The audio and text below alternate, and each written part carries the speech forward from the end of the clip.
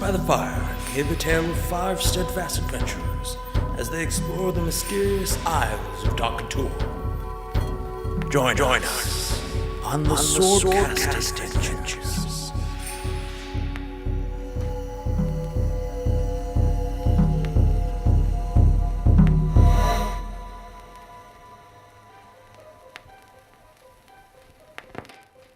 So there we are under this dock trying to rescue these Kinku from these fucking ocean monsters.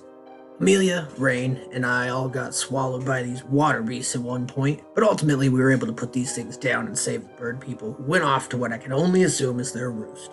After pilfering the corpses, it was easy to see these things were all aligned with whatever Gerbu Vaz, the owner of the orphanage, was into. We made our way back to the inn, found out a corpse we found under the bridge was Belnir's friend, passed out, and woke up to what was our first day off in a long time. After a nice walk in the market, we went back to the inn where we were harmlessly discussing what our next move would be. You know, nothing specific, just idle chatter, when we noticed someone eavesdropping on us, and then trying to make his way for the door. I took off towards him to chase him down, but Metolius commanded him to join us, and then he turned around and came back. We all took a trip up to one of the rooms where I wrapped my hand around his spindly little neck and found out this little shit was going to run to the Hecatontries and turn us in. For 10 gold, no less. Can you imagine sending an inn full of people to the same fate that we saw under that pier for 10 measly gold? Lucky for this little shit, trip to the great beyond only cost 1 flick of the wrist, and I sincerely hope his ancestors treat him accordingly. Look, someone in this group has to be willing to get their hands dirty or we'll all end up dead. You learn a lot about people when you're the one who's not afraid to make those calls. For instance, if Eldo and Rain were concerned, I couldn't tell. Metolius was pissed, which I knew he would be. And most surprising of all, Amelia hid the body and covered up the whole thing without batting an eyelash. I would have never guessed under that angelic exterior beats a heart so close to mine. Guess I'm not the only one around here willing to get my hands dirty. Thank you, Grimtuck. You all now stand in the situation where you are all in a room post Grimtuck snapping this boy's neck. Elduin, you have discussed going to your room, Metolius, to don your armor. And Amelia, you need a rest after performing a pretty hefty spell in disposing of the body. But you still stand. 2 of them, right? Yeah. Yep. 2 twice. of them. One to get and one to back. Yep. That's right. But you all now stand in this room post this situation. I leave the floor to you. We're just hanging out. The room is quiet. The silence is Metolius stews. the silence quietly. is thick, as I don't know if any of you have kind of come upon this kind of situation as this group before, and I can't judge how you all are reacting to it. Grimtuck's just sitting on the floor, rolling the glass eye back and forth, waiting for Amelia to be able to walk on out of here. So it's just the sound of it rolling Roll a back perception and check. forth. Okay. Perception would be 19. Okay. Out of the corner of your eye, you catch the fact that as it rolls, the iris doesn't seem to shift. Oh, creepy. You look down again, and the eye is just rolling like normal. Oh, it did appear to shift? It did. Oh, okay. Out of game, but in context of this, have any of you ever had the little toy that's a sphere in water inside of plastic? Yeah. It's that kind of situation for just a moment, and then it returns to just being a solid glass eye that rolls. So instead of doing just the annoying one, like, back and forth, just one tone, it's like he'll do it like kind of skitterish for a second, and then like move it, but then grab it, and like it looks kind of erratic, but that's what I'm trying to do to recreate the effect. Amelia seems extremely like calm and collected with this situation. Word. She finds a spot to get comfortable in the room and sits down, and she just pulls out her book and starts Same. This is like reading. just Tuesday afternoon for Grimtuck. Elduin's gonna look around and just be like, so, a moment's rest then. It appears that way. I will away to quiet, solemn contemplation. Okay. And walk out of the room. Okay. To my room. You know you didn't have to kill him. I know I didn't have to kill him, but it solved a problem, and I don't care. He didn't deserve it. What do you mean he didn't deserve it? You'd be saying that if there were fire giants outside the front door, killing everybody inside of here, taking them away to who knows where. That was the result. It wasn't just us. It was everybody in this place. It was Belnir. Maybe it was Marabi and his friend. Maybe it was this entire building. The tyranny and darkness in the world can make common folk do foolish things sometimes. It doesn't mean they deserve to die. They're merely trying to survive under the thumb of whatever this force is. You know, a lot of the people I've seen you kill started off as common folk. They're dead now. You're not wrong. We're not so different. I mean, you follow a unicorn. I don't. Not how it works. The But- side of every supervillain speech ever. We're not so different, you and I. I know, right? You kill for a god. I don't kill for a god. I do what a god tells me to do. Did your- They do not tell me to kill, but But you do it anyways, because it's a means to an end. because I must defend myself to carry out my god's wishes. So you think that wasn't in defense? Your man He was was getting- just a common boy, no more than a. I He mean, was a barely man. a man. He was barely a man. How old do you think he was? I mean, dungeon master. Feel free to roll nature check. Okay. Couldn't have been more than Natural 20. 20 winners.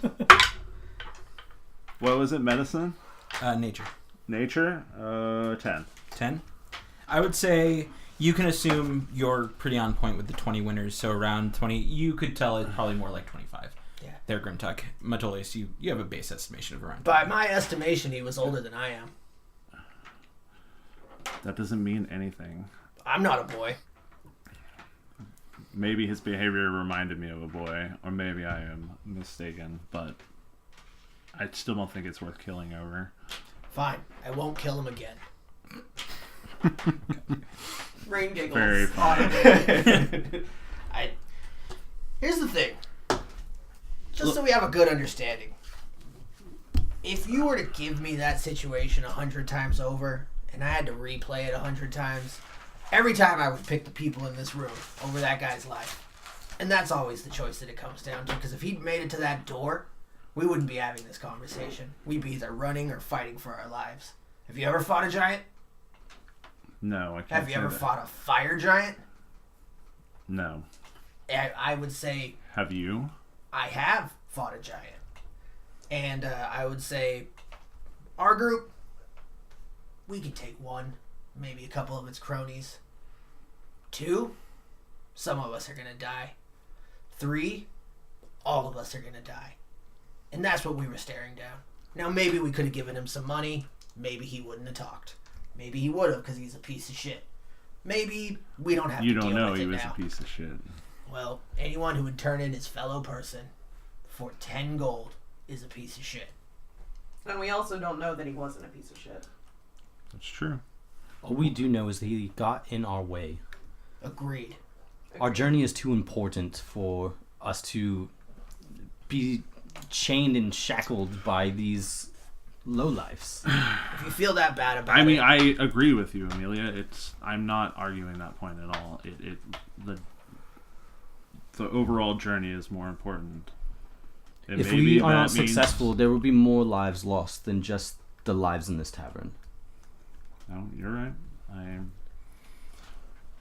pray your God welcomes him with open arms. Maybe he'll find whatever riches he was searching for there. It's also not what my god does. I'll admit, I'm still not sure. He holds dominion over the forests and the creatures within. Alright, that sounds reasonable. Perhaps part of your ability to speak with animals is akin to her power. Okay. I wouldn't be surprised. I asked an old dwarf about mine, and he talks to plants, so the world's a confusing place. That it is. I don't think we would be having this discussion otherwise. Who knows who else has seen us, so come up here with that man. So what are we going to do about it? We're gonna leave with him. Only it won't be him. It'll be Amelia. That's what we discussed. I believe so. It is. So, for all they know, we had a friendly chat. Then he left. and then we left. I think it's probably wisest if he leaves before us. Or with us. I would rather not have people know that he was even seen with us if we can avoid it. I mean, you watched that tavern. I mean, everyone in that tavern saw that interaction, so I That's don't true. think it makes a difference. There may be more people that came in that have been in there since we came up here. Why don't I walk down with Amelia and I can play it up a bit? Fair. I've got a flair for that sort of thing. I'm not opposed. I imagine that my room is towards the downstairs from wherever they are, so I would just listen to see if anybody's leaving to head Yeah, down. that's fine. Yeah, I would say your door is a few doors down. Just because you kind of all rented out separate rooms. So on this side, you'd only be a couple doors down from this. So yeah, you're just keeping your eyes. You're doing. Are you doing anything in particular, Elduin, while you're... I would be sort of meditating a little bit. Okay. I mean, again, we effectively have a short rest, so Antolius will go put on his armor. it'll Like take he more than a said. few minutes to do so, and then come back. Are you actually all taking a short rest? Is my question. Amelia definitely is. Okay, so this is Has the prior boys- to leaving or Yes. going through with that plan. Yeah. Okay. Oh, I don't need to take a short rest. While she's taking a short rest, I'm going to go put on armor. Yeah, that's what I Yeah, mean. Yeah. You Okay. Amelia takes a short rest, so does Grimtuck, and effectively Elduin meditates. Mm-hmm. Metolius goes and dons his armor. Rain, are you doing anything in particular? No, I think just like waiting for everyone else to be done. Okay. I would say by this point, then, after give or take an hour of like rest, May Yes. I also attune to the prayer beads? you can. I will do that. Okay. So, give or take an hour. It is now mid to late afternoon by all of this all happening. After the whole situation, you drinking, you meeting Marabi, everything coming down to it, you can notice that it's probably about, you see the sun not begin to set by any means, but certainly hang a little lower in the sky.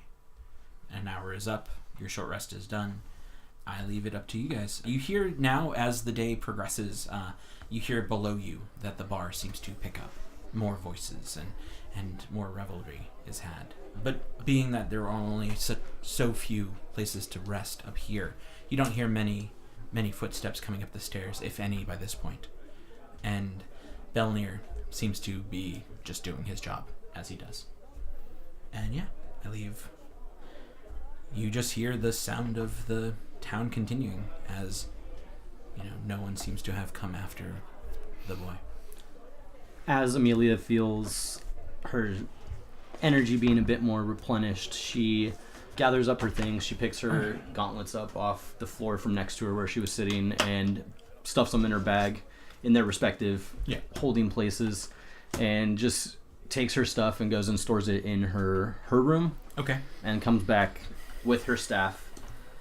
But as she feels her energy come back, she walks back into the room and says, "All right, I guess it's time, hey?" All right. And you see her form shift, and she takes the appearance of the lad. Okay.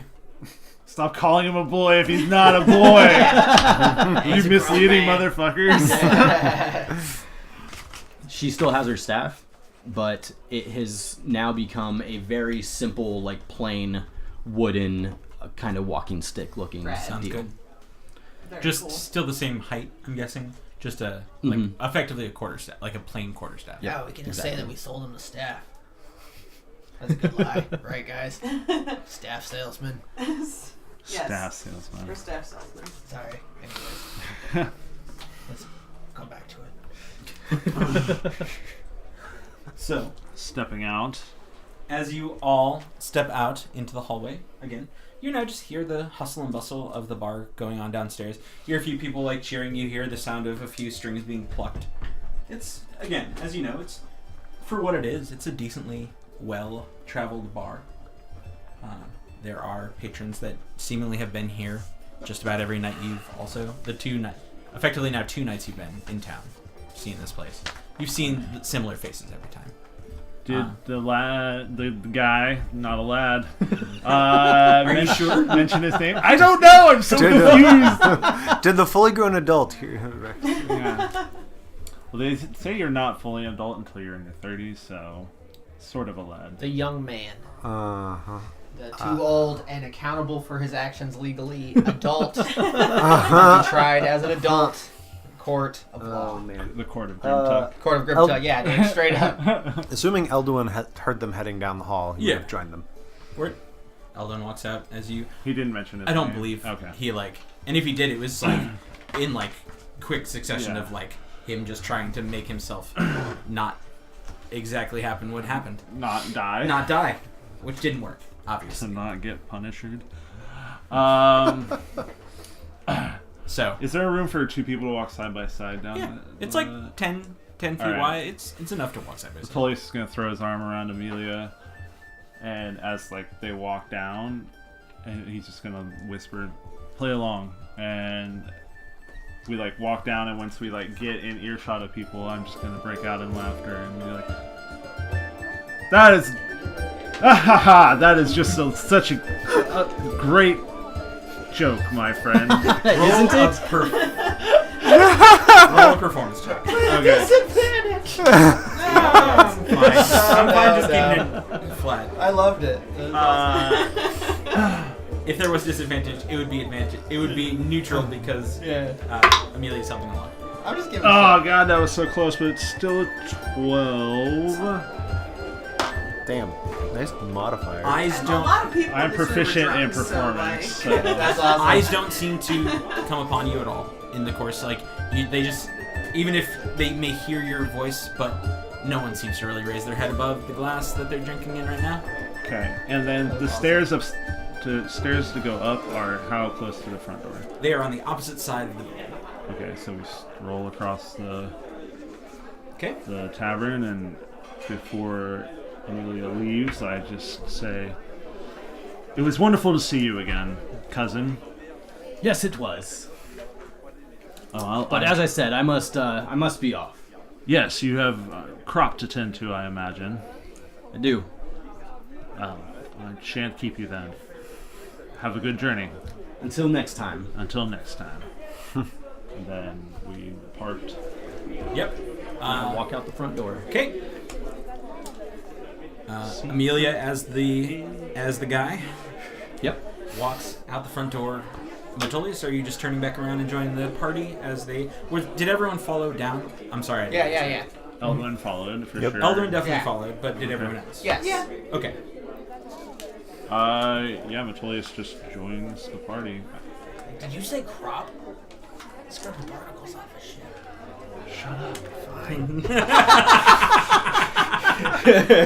Shut the fuck up. I'm stage whispering for a reason. Yeah, no. Metolius just I like too looks take at him, shakes his head and rolls his eyes and just says, "Shut up." There you go. He did it in, Shrugs. in character. There.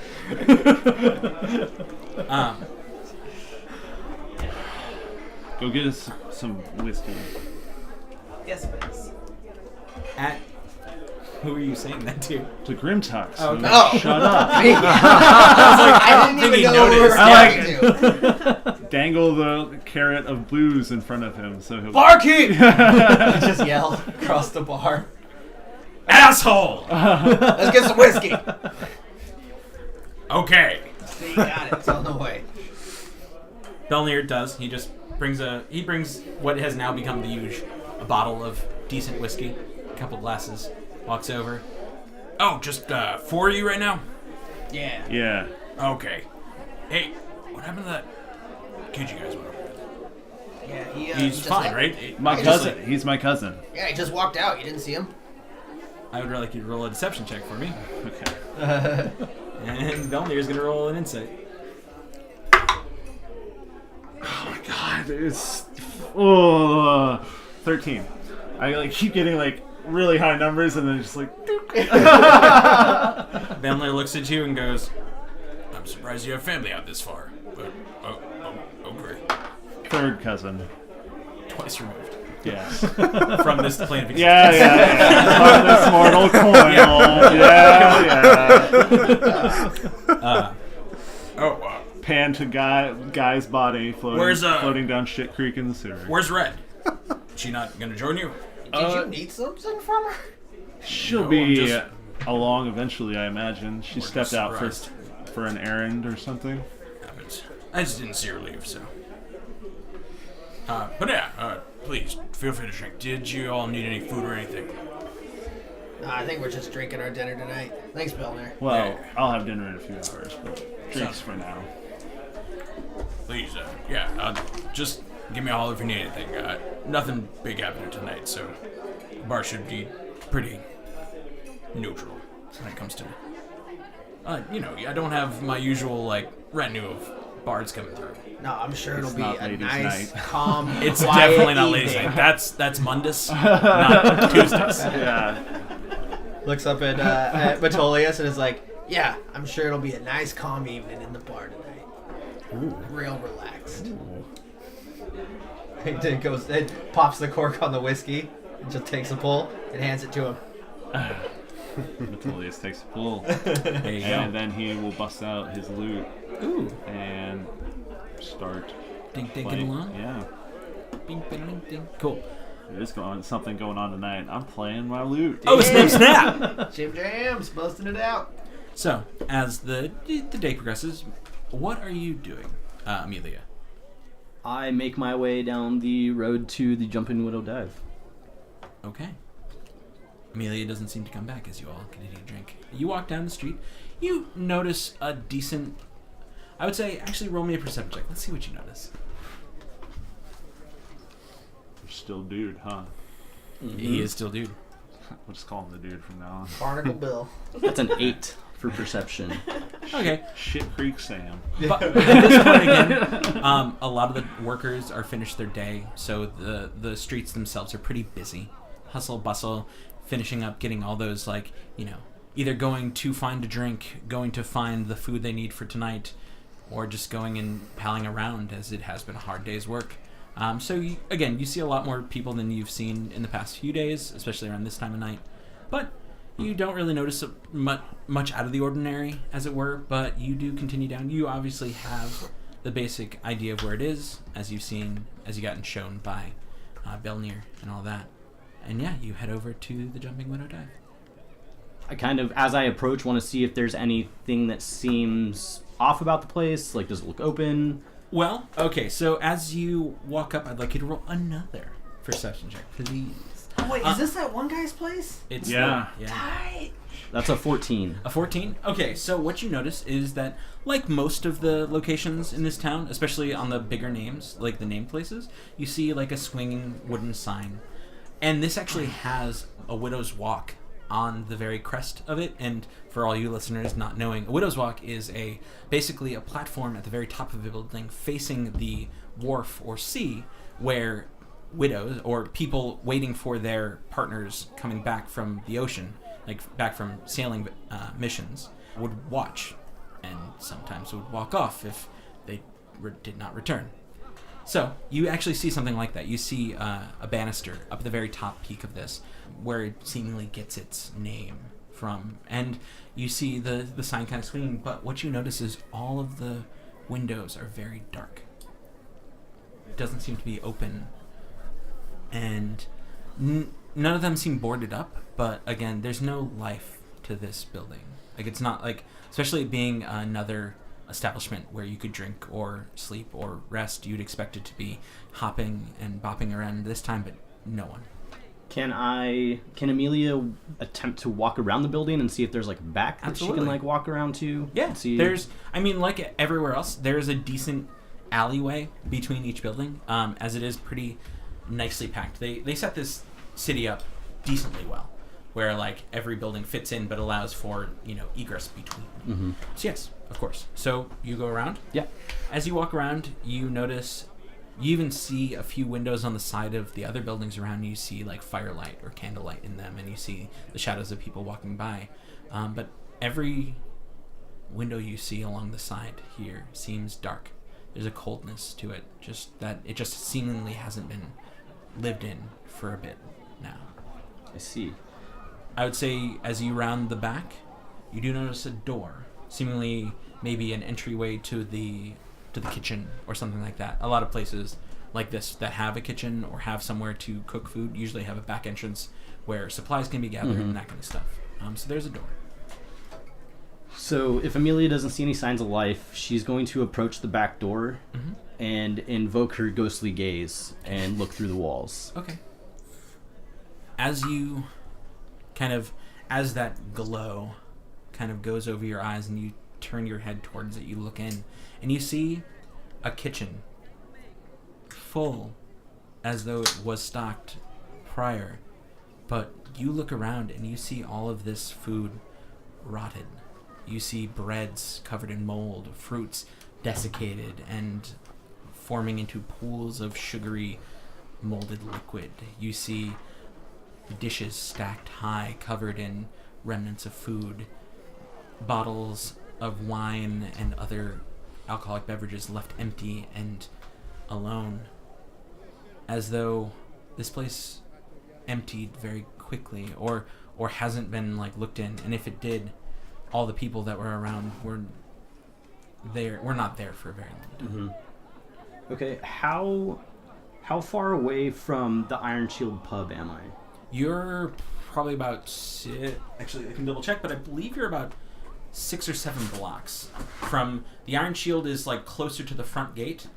It's about a quarter of the way into the city, and then about another halfway of that distance, 2 lengths that you've already traveled, you'd be getting to the Jumping Widow, which is right before the wharf and dock area, which is its own kind of smaller set of buildings and things.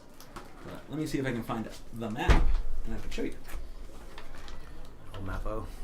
El Mapo. That's the worst Mexican wrestler ever.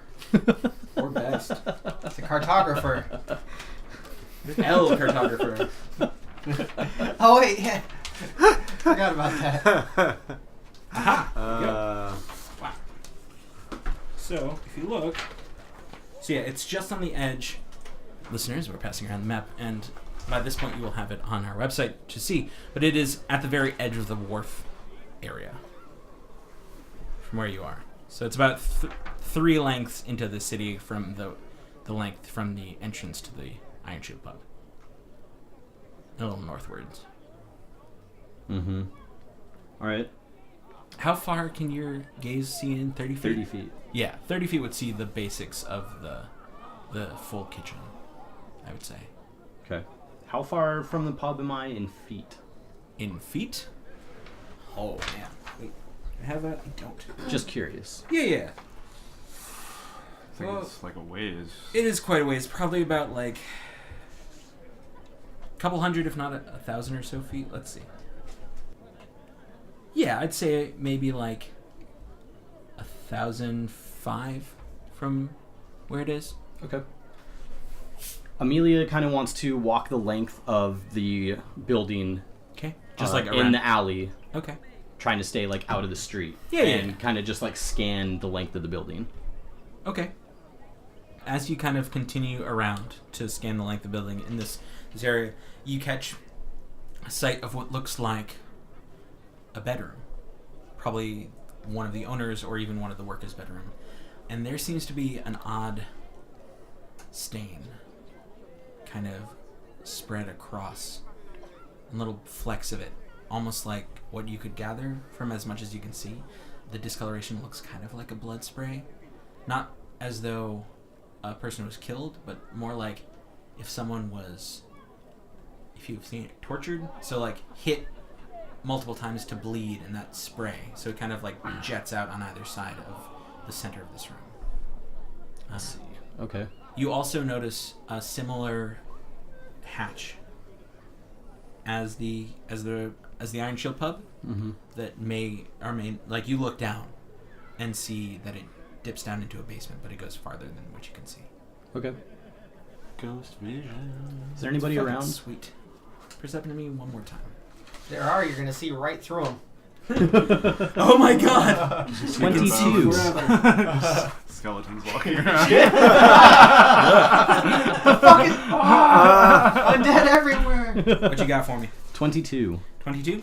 You look around to see not many. There's no one seemingly around you right now from where you are. And you're on I would say you're on the northern side of this building, which is still in the alleyway. The east side would be the back of it the south side would be the lower part still in the alleyway, and then the west side would be the where the front door is. Okay.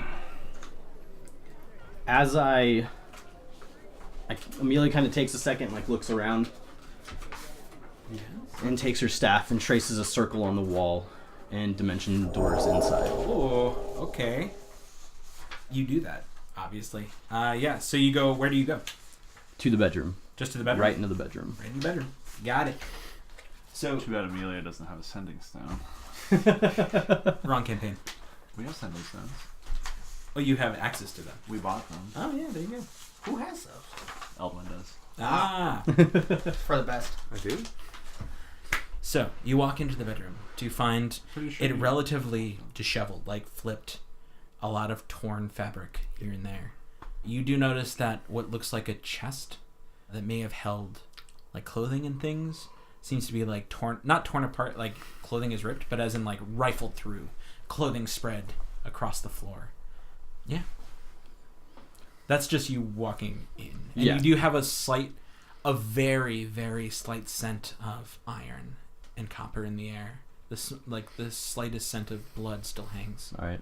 And my gaze lasts for a minute, FYI. So you continue to see forward, I guess, into the next room, which fits into storage. You see a lot of barrels and crates of like meal and mead, as well as fruits, which also seem to have gone bad by this point. Amelia spends a little bit just kind of like going over the room, Okay. seeing if there's anything weird that sticks out or... Roll an investigation check. Actually, no, that would be perception. I apologize, because Perception. you don't know exactly what you're looking for. You're just looking for something. That's a 9. You look through a lot of the drawers. A lot of the area seems to be already gone through and over, and a lot of it seems to have been, whatever it was, taken. If there was anything, you don't find much in the way of bits, bobs, or anything kind of incriminating, minus the scene itself. Mm-hmm. All right. Then Amelia's going to walk out of the room and kind of just do a lap through the building. Okay.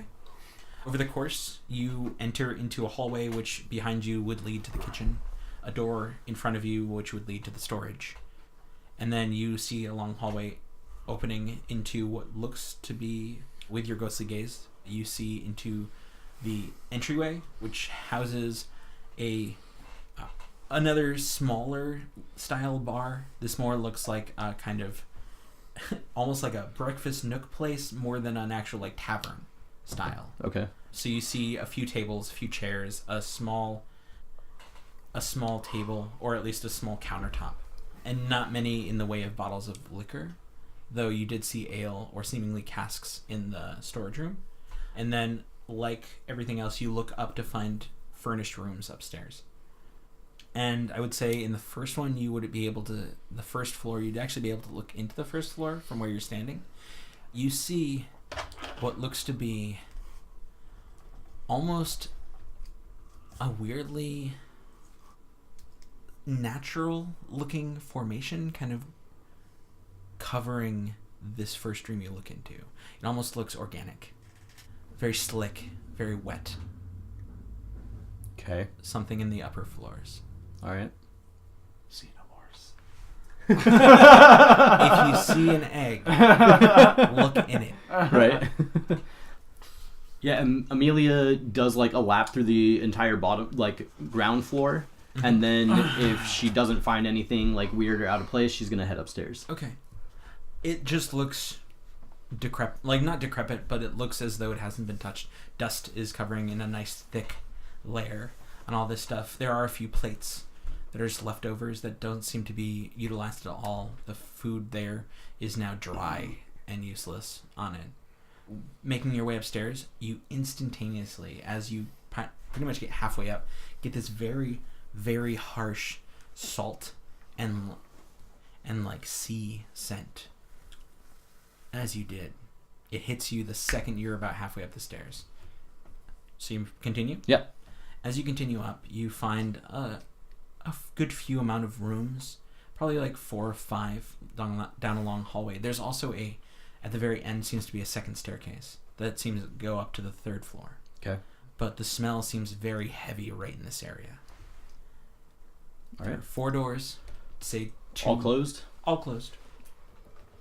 Your ghost sight works though. How long does it last? A minute. A minute? Yeah. It probably would fade just about the time you got upstairs. Okay. Especially if you took a good second to look around downstairs. Amelia kind of starts to walk down the hallway and stops in front of the first door and just kind of listens to see if she can hear anything. Sure. One more of those. Percept. Perceive it. Not well. 6. Don't hear anything from behind the door. Though the smell is pretty heavy. She kind of takes her staff and taps on it. Taps on the door. Mm-hmm. Nothing seems to occur. No sound. She opens it. The smell hits you instantaneously. Just a wall of this awful low tide scent. And you walk in to find just piles of empty shells and like half-eaten fish and almost what looks like coral growing off the ground, off the wooden bits. And then a haze of wet seems to lash across the entire room. But yeah, it looks very out of place. Not otherworldly per se, but it looks like as though this room has been underwater for ages. You would expect a fish to come out of some of the coral. Obviously, it's not underwater, so you don't, but... She kind of looks around for a minute to see if there's anything else that sticks out, I guess. Like, I don't know, personal belongings or anything like that. The room, other than its odd collection of oceanic items, seems pretty barren. A bed, a small desk table next to it, a chair, a window. Your standard, typical inn settings. Nothing in the desk. You can look. I would like to. Perception? Yep. 16. Ooh. You pull open it and see a pamphlet saying, "Can I talk to you about my god Cthulhu?" No. There's nothing there. The good word of Dagon. Yes. A good, what looks to be maybe an old, dried out quill from something written. A little bit of parchment, but nothing written on it. Now molded and ruined by dampness. The room again. You do notice that the bedding itself seems to have grown more of that kind of odd, kind of oily coral. And yeah, there seems to be like, would have fit like a body in the middle of it. Like something could have slept here for a while. Weird. Yeah. Okay. If she doesn't find anything that seems like it belongs to somebody, then she's going to move on to the next room and just go down the hallway. Okay. Room after room after room, at least on this floor, you see a very similar sight. A room filled with the refuse of some form of oceanic carnivore, filled with the rotten shells and bits of fish and other animals like that. You even find a few rats here and there that seem to be partially eaten, and that odd coral seems to grow out of a lot of parts and places around. All of these rooms seem heavy with that same low tide scent, but each one very similar, little to no effects left, but the room itself partially changed to fit the environment of its, of the person living there. Okay. She would then go up the staircase. Okay. As you travel up, another heavier scent. Iron. And just even more of that rot seems to hit your nose now as you start to walk up the stairs to the 3rd floor. I press forward. As you get to the top of the stairs, I'd actually like you to roll me a Constitution saving throw. Ooh. As the smell is, before even opening the door, the smell is so intense. That's a 5. It's stanky. It is really bad, and actually you feel your body lurch and you just vomit against the floor and the wall. You feel yourself almost fall to your knees, but I'll say you'd be able to catch yourself on your staff before you do. You have the option to continue, if you wish. I do. Okay. Nothing else in your stomach. Now, Right? anyways, now it's just going to be bile. Yeah. Soft retching. Yep. To the heaves. Dry heaves. Mm-hmm. Mm-mm-mm. The best. The best. So, as you push open, you see something horrible. A room no less filled with the refuse of creatures eaten and torn asunder, but humanoid forms sit lashed to this stone tablet in the center, their bodies cut deep with those same symbols you saw on the priest, their eyes and tongue removed and left as a sacrifice on top of that stone. And in the wall is carved a very familiar shape to everyone but you. Just remember that. Yeah. It's a. It is Lay it on me. Let's. Oh yeah. It is an odd, oblong creature with long, scythe-like hands. Crystalline forms seem to jut out from different portions of its body, and the 4 eyes that sit on its small, diminutive skull seem almost insectoid in nature. Below sits this extended and almost repulsively long jaw filled with rows of teeth. And this weird, almost ancient style of drawing is carved in with some form of sharp stone. And then you look to the side and see a broken, cut bone, left now ragged from the use of it carving into the wood and stone of the wall. The room itself, a mass of these almost horrid visions of death and sacrifice. You also see a similar thing, a bed covered in this odd coral. But yeah, that's... And there's a door at the far end which seems to open out to the Widow's Walk. So this 3rd floor is just one big room, one room. I have a question about does each coral formation look like it held a thing, or are they... No, it more seemed to just like grow Okay. from. But there are multiple ones that look like sort of cradle-like. No. Oh, okay. Well, the description of the first bed in the first room. It just seems to be like growing out of any organic material, like the wood. Okay. It seems to be like coming Got it. out of it. Not specifically cradling anything, but more just the cradle. I think more was the shape of like the humanoid form that would have taken up the bed. Oh, okay. Got it. A person sleeping in it would have had a form there. Got it. I see. But yeah. So as Amelia ascends to the landing and she like takes her first couple steps and just kind of takes in this scene, she just says, "What the fuck is going on in this town?" And she kind of just like steps in and just closely like goes over everything and tries to like take it all in and decipher any part of it that she can. Okay. I would say roll an investigation check now that you kind of know what you're looking at to a point. I did it to you too. It was so close to a really good roll. That's a 5. I would say the scene, everything you're taking in, and you're pretty composed, but this is not setting well with you, and this is a lot more than you've seen. You notice, I would say you recognize the symbols.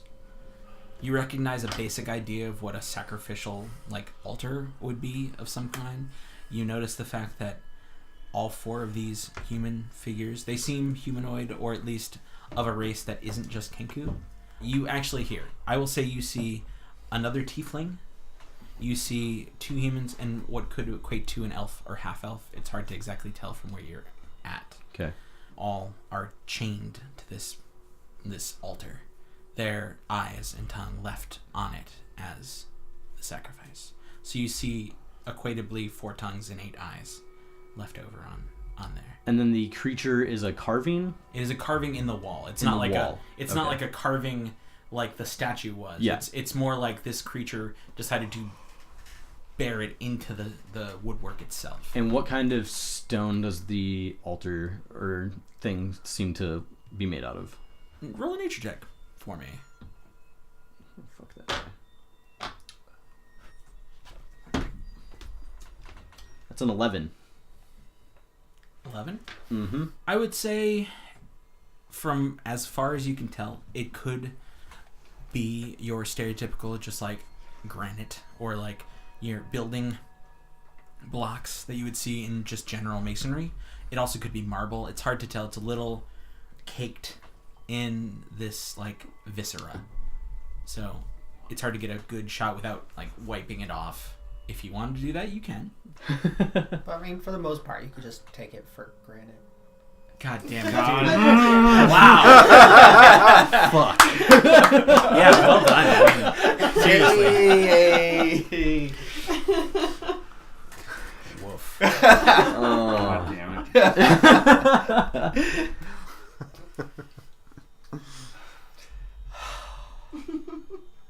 Amelia tries to find a clean spot on the floor. Okay. And she kneels down and pulls out her book and begins to cast the ritual for Detect Magic. Okay.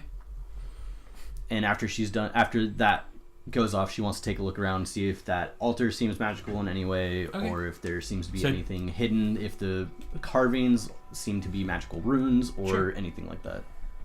So 10 minutes later, you finish up and you open your eyes to see what seems to be more of a haze of magic. Nothing in this room seems to be left over as magical items, though I would even posit the altar and just the whole statue, the carving itself, almost gives a slight air of something you don't know what it is, even with the spell, where you should be able to see and kind of, it's not identify obviously, but you should be able to see and gather at least the school. Mm-hmm. You see a odd ripple of something across the carving, but you can't quite grasp what that means. What the hell? Nothing else in the room though. The bodies, the shackles, the statue, nor I would say the coral almost gives a slight air of magic, but transmutation at best. But it seems to be, you could assume just in your magic knowledge that it's because it has grown at a place where it's not supposed to. Mm-hmm. But other than that though, the only thing that comes up is that odd shimmer across the carving. Then she's going to kind of stand up and walk around the room, make sure she doesn't see anything else, and then she's going to briefly like do a once over on the bodies and see if there's any, if they have any belongings on them or anything like that. Roll investigation one more time then. It's a 17. All these bodies seem pretty stripped, left only in their effectively knickers, just pants and or just basic underclothes. Everything else seems to have been removed. You would say that a lot of the people you saw in the under the wharf would have been similarly sized in the clothing you saw. Noted. Message received. As Amelia does her, like, finishes her once around, she's going to kind of just stop in the middle of the room, just like doesn't know what to make of any of this, and she just kind of like stares up at the ceiling and just says, "You weren't wrong. There's definitely something going on here. Wish you could tell me more." And she sighs and walks back down the stairs. Okay. It's totally normal behavior. What are you talking about? And touches the carving. Just a Mundus and Morbeach. Yeah.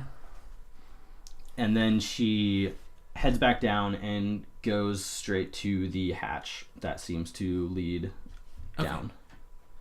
Okay. You open the hatch effectively. It doesn't seem to be anything more than just, it's not locked, it's not anything like that, and it seems to lead down.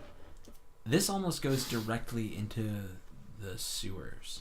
And you actually saw a note for the Jumping Widow Dive on the map that was given to you, or like written out by Belnier. And yeah, this leads to a long ladder straight into the sewers. She climbs right down it and begins to make her way back towards the Iron Shield pub. Got you. Things you see. This is actually where you're at, if I'm not mistaken. So I just gotta check. If I'm not mistaken, though, this is a sluiceway. It's the body of someone who looks Yep. just like you. Yeah. Who am I? No, so you actually enter into what looks to be a sluiceway where any overflow can just lead out to the ocean. There are 4 columns, and in between there are slight bridges across, as well as a few guardrails as best they can be, old rotten wood now. And then you remember that if you go south from here, you'll get right back to the main area of the actual sewer system. So this is basically the direction the Kenkus ran. Okay. Yeah, she heads back down to that main corridor and begins to make her way back west. Okay, 1 sec. You're gonna die alone in this sewer. Nothing bad has ever happened in this sewer, so Yeah. it's totally okay to get you here alone. Nothing here gets eaten. Neither do your characters. This is a great idea. God damn it. You continue down, and nothing seems to happen as you're walking. The sewer seems pretty quiet as it is, and you make your way back. It takes you a little bit of time because it is a distance. You have to basically, I would say, roll me 2 acrobatics check or athletics, depending on if you want to jump forcefully or jump. Gracefully. Yes. Please fall and poop. Poop water. Water. But there's poo gas down there. Poo gas. Grimtuck's favorite. Methane. We're going to go acrobatics. Got it. 2 of them, please. That's a 19 for the first one, Makes it just across just fine. Now you're on the right side. Hey. and a 19 for the second one. And you make it across that last Hey! Oh, yeah. last jump to be on the correct walkway.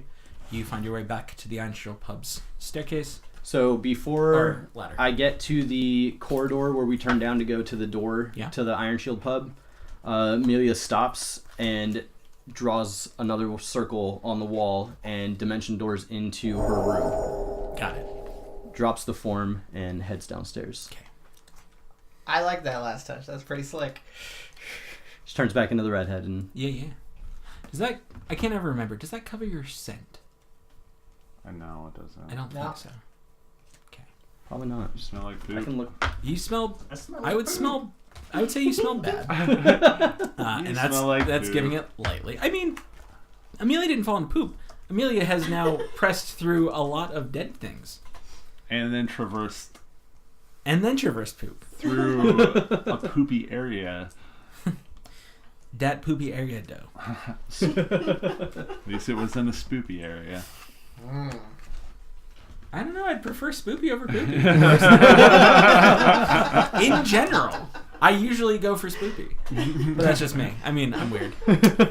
It's asking the tough questions. It is. It's important to know. Poopy or spoopy? You decide. Okay, Why you not both? go back red. You walk down the stairs. Is everyone just sitting at the bar, or are you at a table? What are you guys doing? Tullius Yeah. is playing his loot. Yeah. I mean, I guess how long has it been? At Like the- an hour? Yeah, I would say at this point you guys have now finished 1 full bottle. Yeah.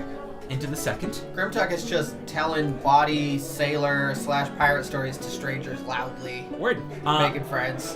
Where would you... So, in the bar, there are a bunch of long tables along the wall. There are a bunch of smaller circular tables in the center. And, of course, there are the 2 sides with the doorway and throughway in between at the bar itself. Where would you guys be sitting?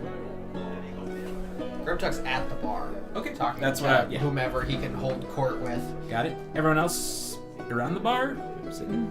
Okay, so describe it one more time. So, from the entryway, there are about 4 circular tables that are smaller. That usually has about 3 chairs, give or take.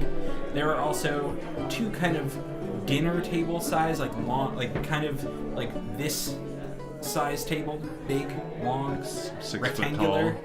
tall. And then those are like 8 to 10 chairs, and then there are 2 Viking-styled long tables in the back, and those hold 10 to 15 chairs depending on who's sitting there. Those aren't full, but there are people sitting around. So, where would you guys like to be sat? Should be sitting with everybody else. Got it. And Grimtuck's at the bar. So is everyone sitting at the bar? Metolius is probably at one of the 6-foot tables, this 8 to 10 person table. Okay. Is anyone sitting with Metolius? Closer to the front door or the back door? Well, or closer to the front door? I guess I'll amend my statement to also say sitting with everyone else, depending. But if I had, I mean, I'd probably be sitting with Metolius and everybody else, but occasionally drifting off to gamble somewhere. Okay. So you all see Amelia as the redhead walk down the stairs. As she pops back into her room, you see her catch a whiff of herself now that she's in a clean place, semi-clean place. Yeah, clean enough. And Cleaner. She's fucking filthy. And she heads downstairs, ignores everybody, walks up to the bar. Grimtuck's at the bar. Yeah. So is Alduin. I think everyone kind of is.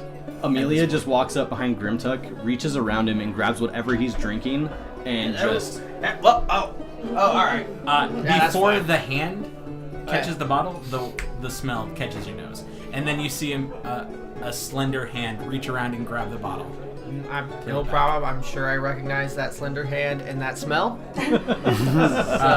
So at this point, also you even see a few patrons kind of turn their nose, and Belnir kind of walks over and goes, Don't ask. I just keep Do you telling have my somewhere story I may loudly. be able to clean up? Really Wait. This is unacceptable.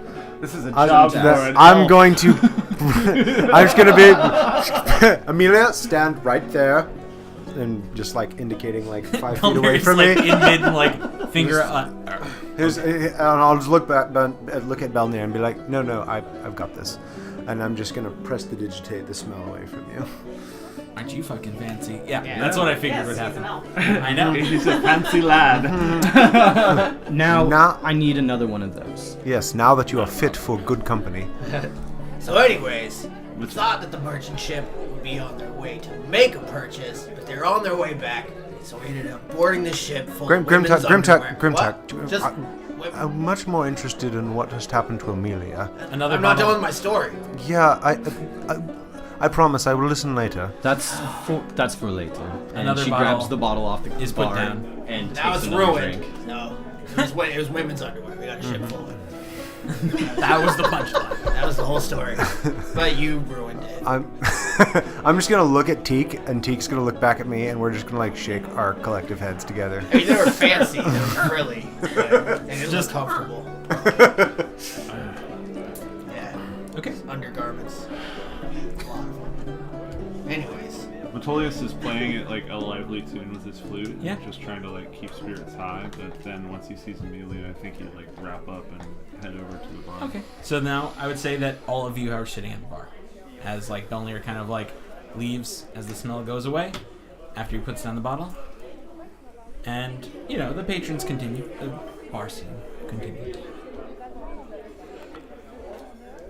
Turn away from the people that I'm Where bullshitting have you with. been? I took a walk, and you see that Amelia is kind of she's not acting erratically or anything like that, but you see a look in her eye that you've never seen before. That's just her pondering. Kind of like a 1,000-yard stare, adjacent sort of look. Okay. Should we go somewhere more private? Yes. Is this an upstairs conversation? It absolutely is. We have those now. Well then, shall we? Alright. We have those now. And We need Safety meeting. we gotta have a special hand signal or Yeah. something. and you see Amelia just tip the bottle back again. Let's go get real high, As, y'all. as you tip the bottle back, Belnir walks over with another one and goes, you look like you can use this here, and just throws it on the bar. Grimtuck picks it up. Yeah. Yeah. Let's go upstairs. Yeah. Yes. And Amelia turns to head upstairs. Okay. Follow. So follow. Yeah. Okay.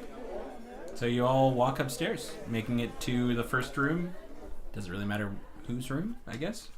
Eldwin's would be the first up the stairs. Let's just go in Sure. Eldritch room. Yeah. Party in You're Elder. gonna mess up sure, your yeah. room. Also Yeah. covered Fancy in pants. blood. No, And- Blood and mess. This is why you bought two uses of like Find Familiar, so you could practice. Oh God, Right. Teak. No. what has he been doing to you? There's coral growing out of the floor. Oh Yeah. no. Bum bum bum. Speaking of, No. you all walk into the room. The door closes. 2 bottles of alcohol in hand. All right. Out with it. What happened?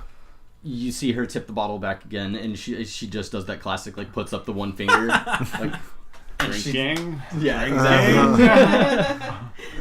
Okay, now And she like brings the bottle down and just holds it, and you see her kind of like rub her forehead, trying to like put together the words, and then you see her set the bottle down on a table, and she pulls out a small piece of wire and says, "Belnir,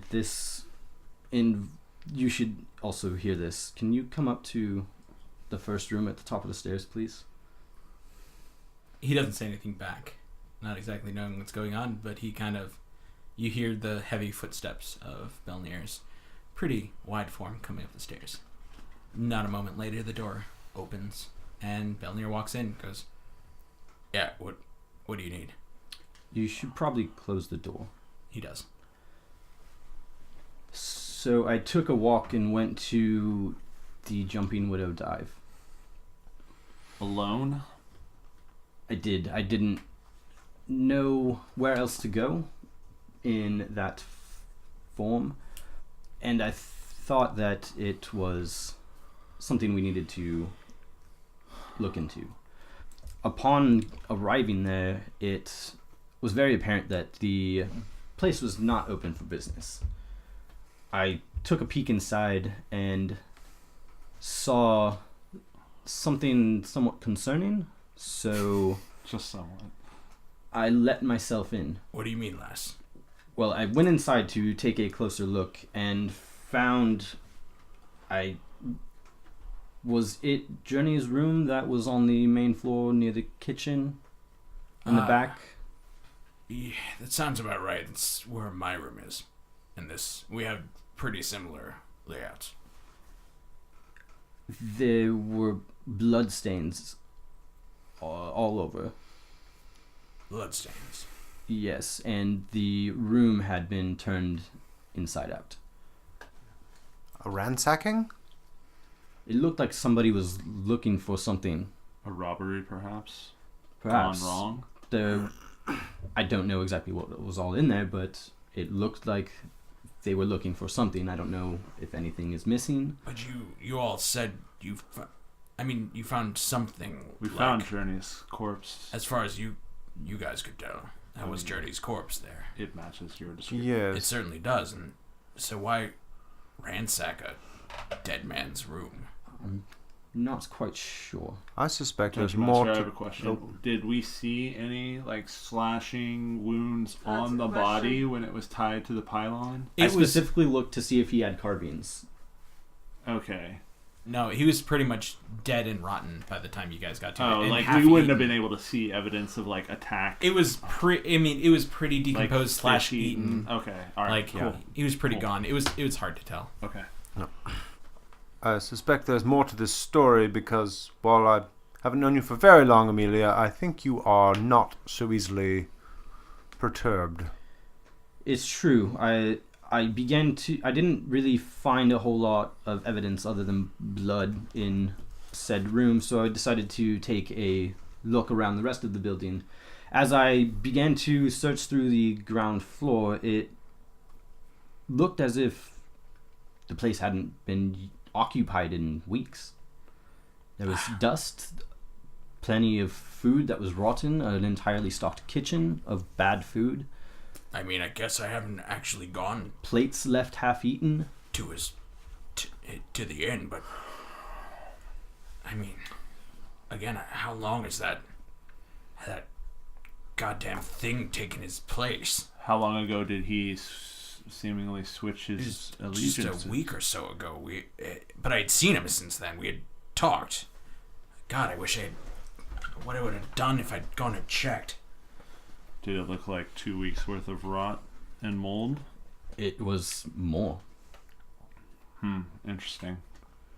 What else did you see?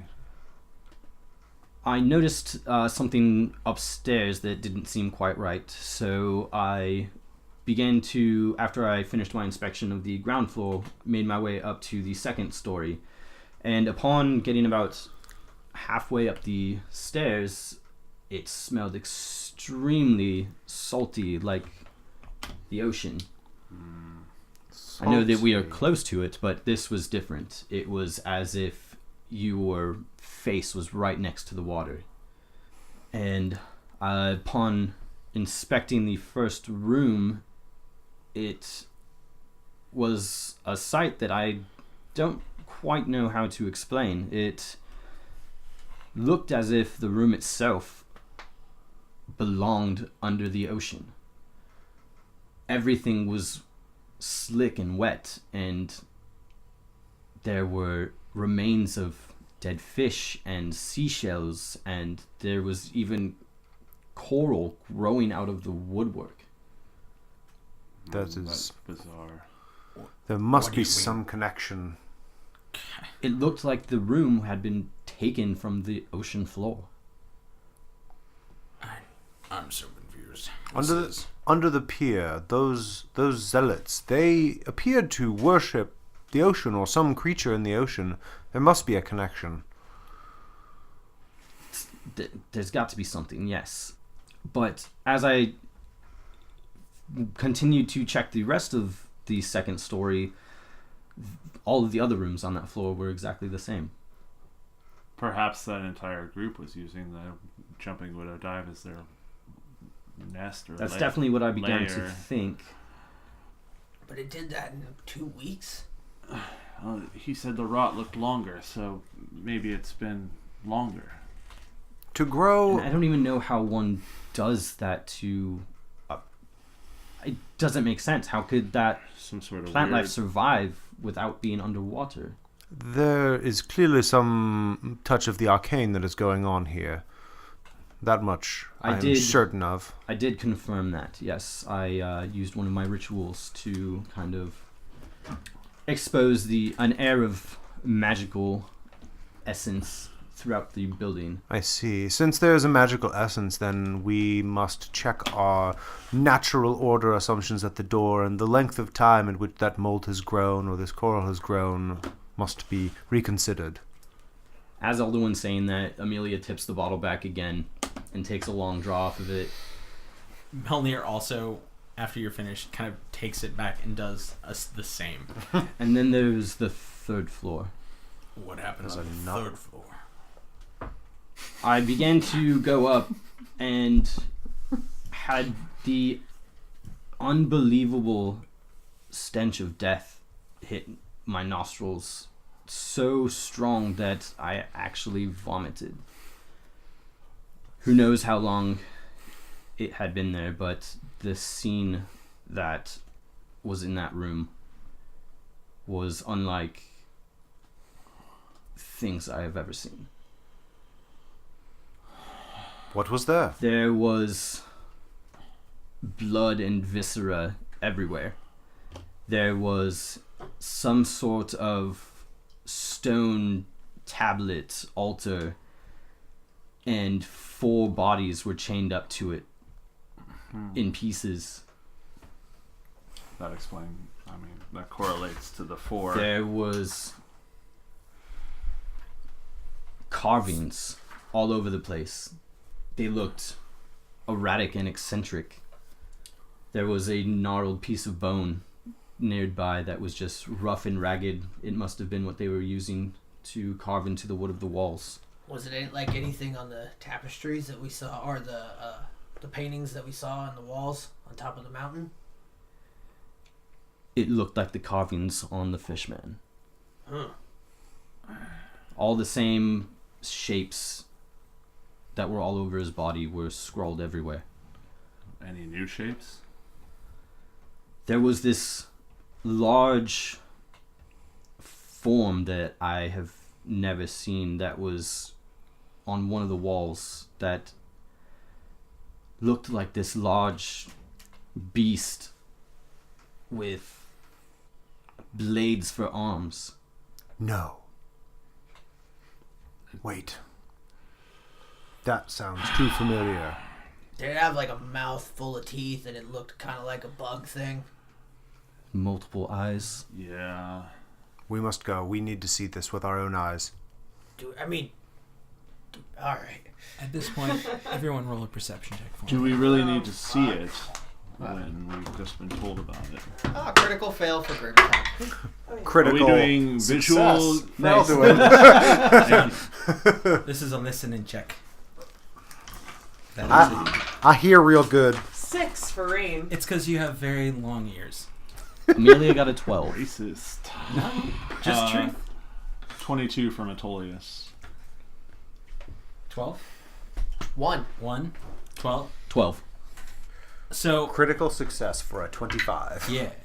And Belnir actually got damn near critical himself. Nice. So, Elduin, Metolius, Belnir, and Amelia just barely. Especially because you're still kind of shaken from what you've seen. But you hear it down below. And specifically, the dwarf and the two elves/half-elves hear this below.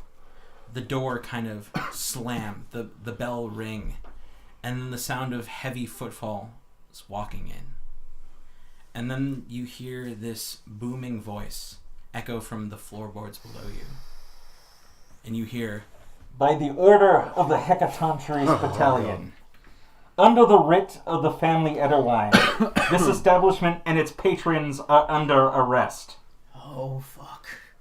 Do we all hear that at that point? you hear a murmur kind of come over, and you see three of your companions in the room kind of perk up, which I would say give you all the ability to now hear the rest of this. You have all been charged with aiding and abetting a known outlaw, Amelia Silence Rimehold, and for that collusion, you all have been judged. Wait, is that your last name? No. Oh, it's the other one. The That's other silence. Oh, shit. You hear what seems to be a whistle, like a very low whistle kind of ring out, and then the sound of more footfalls entering the building. Quickly turn to Belnir and say, Belnir, where's the quickest way out of here? We're pretty stuck up here at the window. Fuck it. All right. Wait. Look at the window first. Make sure they're not outside. Run out and check out the window. Are we on a front-facing You are on room? a front-facing room. Oh, good. So, first off, roll a stealth check. All of us or just him? 'Cause Just he's running to the window. Okay. Yeah, sidle up to it. How can they arrest all of us for one person and they're not even here?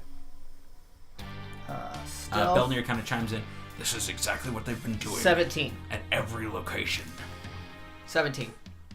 It's likely just 17? an excuse. Okay, you sidle up to the window and you notice that outside seems to be a group of about 5 armored individuals. Giants? No, these Okay. are all seemingly... Actually, you see a few orcs in the group. You also see a few what look like heavier goblinoid creatures, all in that same colored armor, all standing outside. And as a few of them walk in, still a few stay outside, where the ones that walk in come out with a few of the patrons you saw. Actually, the one set of people that you were talking to about your stories, Grimtuck, now are dragged out in chains against the ground. I'll let everybody know. Orcs and goblins, no giants. We can cut our way out if we have to. Shit. Are there windows on the other side of the building that we could possibly get out? Or at least see if they've got the place surrounded? I mean, there are rooms on the other side. We can look if you need to. But are there windows in those ones? Yes. All right, let's go. Is there a way to get around? We need to be quiet. Is there a way to get it? Like, Or do we have to go through the hall? are all You're the... gonna have to go through the hallway. Oh. Yeah. And we're at the first room at the top of the stairs. Yeah. All right. So first off, stealth checks Uh-huh. for everybody. New stealth check? Yes, please. Yes, please. Okay. Sorry, what great. are we doing? I was Stealth reading. Stealthing. I'm gonna refill my If water. you're trying to get across to the other rooms, to the other side. Yes. Okay. I How many rooms are on have each my side? HUD, so that Uh, gives me there's 3 on the advantage. side you're on. There's 2 on the other side. DM? 24 for Rain. 9 for Grimtuck. Okay. Amelia got a 19. Hey. 15 for Metolius. Word.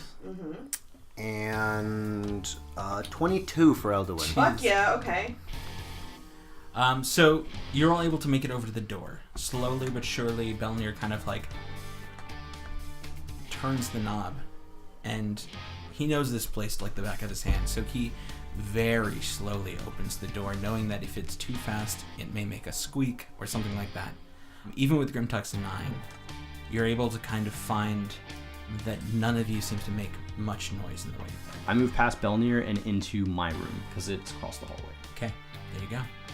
So as you cross the hallway, getting to the door, you are also able to, especially with the stealth you rolled, you're able to turn the knob and open it very slowly, kind of like opening it and readying it for other people to get in. And I at this kind of point, stand there with it open and like, you hear that same first booming voice call out and say, "Where is the owner of this establishment?" And he kind of, you hear a bunch of like, cries down below and like jeers of people who are being drug off and like patrons who are unable to kind of get away as they're very much pincered in where they are right now. Are we in Amelia's room yet? as have the all first just- person goes past Amelia, I say, check the window. And I just like hold the door open, wait for everybody else to get in. Yeah, Grimtuck is gonna be the last one that goes out after like holding the fort with Amelia. You hear that same voice call out, "Scary, go check into the back rooms there." And you hear Whatever this. room we're currently in, I kind of want to wait by the door. Okay. And, like, in a way, hold an action, so if anyone were to come through that door, I can, like, Okay. while they're checking the windows, I want to Stab be them. ready to, like, yeah, literally assassinate someone. You hear this kind of gruff voice go, "Okay, Gottfried, I'll check in the back." And you hear the door to what seemingly is the back rooms open, slam open.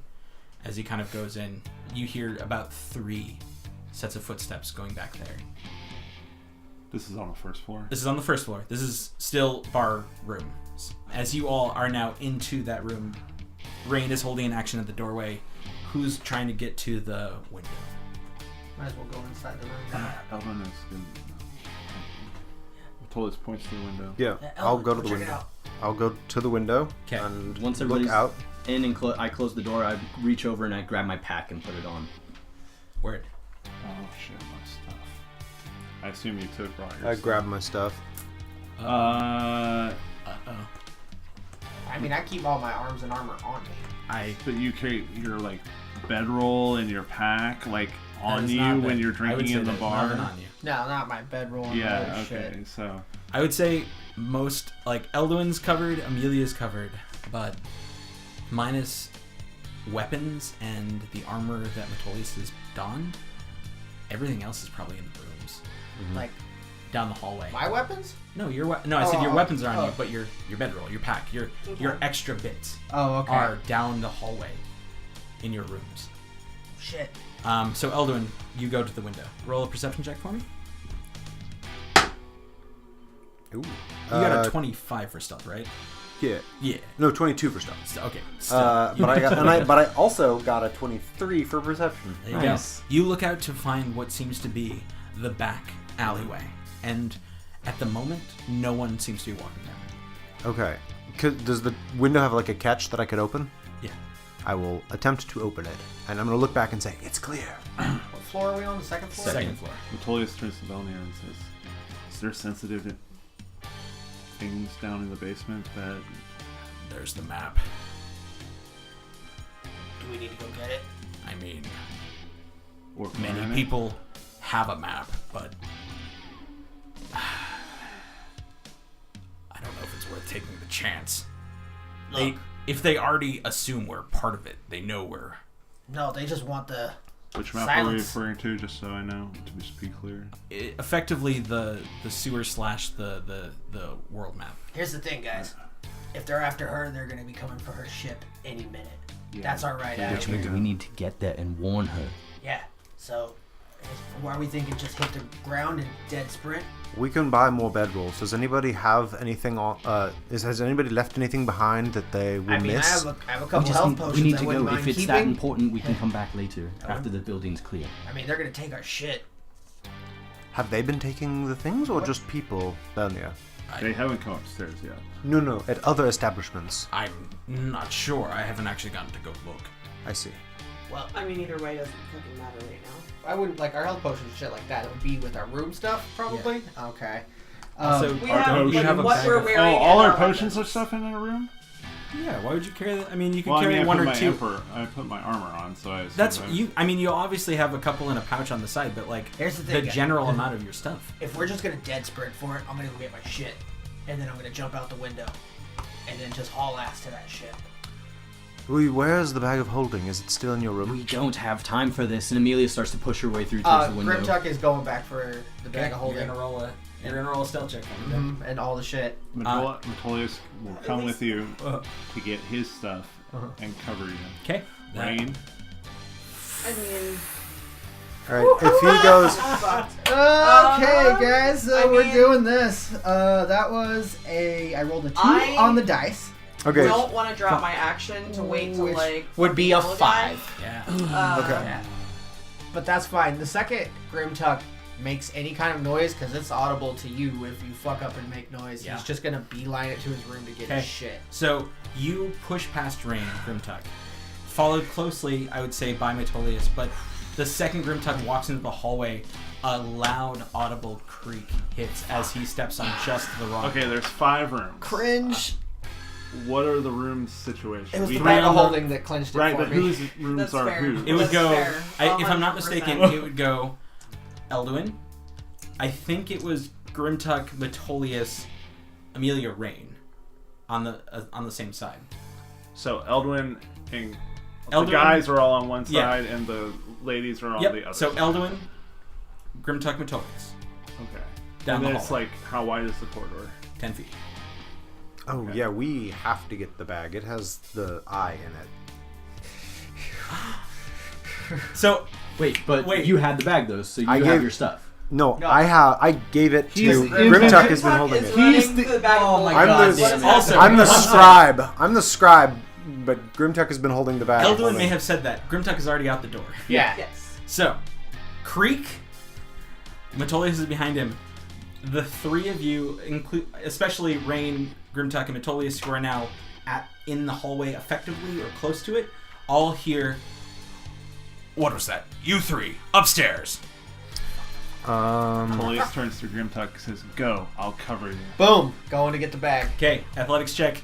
Metolius, you brace against towards the staircase, correct? Yeah. Sword, shield? Yeah. Side note. Yes. Can you... So, remind me how scrolls work with casting them if you don't know the spell already. Can you?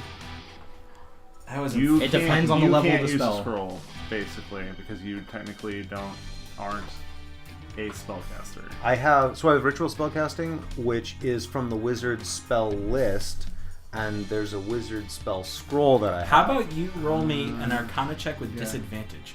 Deal?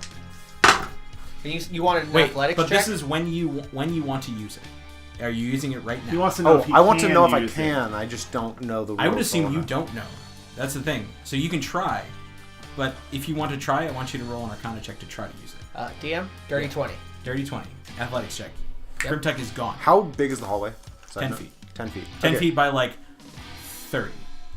Maybe 40 to Is the the stairway also 10 feet, or is it Yep. like 5 that goes in? stairway is 10 feet Okay. wide, and that goes straight down to the main floor. Okay. And you hear the footsteps starting to walk towards I am gonna grab the scroll of minor illusion, you. Okay.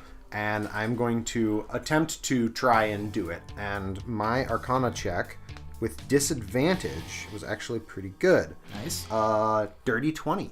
You feel, as you unfurl the scroll and you look over the runes and scrawl upon it, you catch hints here, there, and you start to be able to read it. And finally, as you unfurl it entirely, you know the words and cast it. Okay. Can I, like, wait until just, like, someone's head comes right around the corner?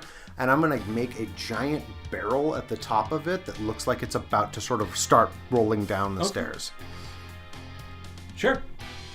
Then, but not actually rolling down the stairs because you can't do that. Can Can't Can't move. move. Mine It can't just move. doesn't make sound. You can make sound though. Oh, Can you? I thought No. you could But with you minor can make illusion. sound or an image, but not both. Oh, I think that's yeah, what it is. you can yeah. make a sound, Okay. or you can make an image that fits in a 5-foot cube, but it will be a silent image that does not move. okay. So make a that giant teak. changes. That just changed A that. 5-foot teak. That would be terrible. 5 foot tall? Fuck. I will. I'm gonna make a 5-foot, like a roughly 5-foot sized version of the trash monster from like way earlier. That's just Okay. sitting at the top of the stairs, staring down with a menace. Okay. Tight. Yeah. Damn. Okay. So the three. It's three- it's an otyug for those. Of It you is at an home. Oziag. The 3 adorned and armored goblinoid / orcs that round the corner look up and you hear, "What the fuck is that?" And they look over and they go, "Gottfried, the monsters are upstairs." Let me know when I come back from getting the gear. And you hear that same voice go, "You idiots, monsters! This isn't... Get going!" Is there like some place to like basically put my back against the wall where like they might like walk past me and I can? No, it's a pretty flat hallway with doorways. You could stand inside have of. you You could open a jumped door out and the stand window inside yet? of No, it. no, I haven't jumped He's out yet. running. He is running back to the. I will open room. Eldwin's door and stand inside of it. Okay. Yeah. I'll like stand just inside. The heavy footfalls of Grimtug going down the hall start to go away as he gets to his room. Mm-hmm. Metolius walks into his Wait, room. you're going I would for my say- stuff too, right? Yeah, I'm going for all the stuff. Okay, got So it. it starts with your room. Yeah, my room first because it has the bag of holding. Okay. And How close is my room to the room we were like this all started? it's effectively it is in between Metolius and Grimtug's room, so it's like another But I got a plan. length down the hallway. Okay. That's good. I'm glad somebody does. Yeah, this is interesting. Fuck.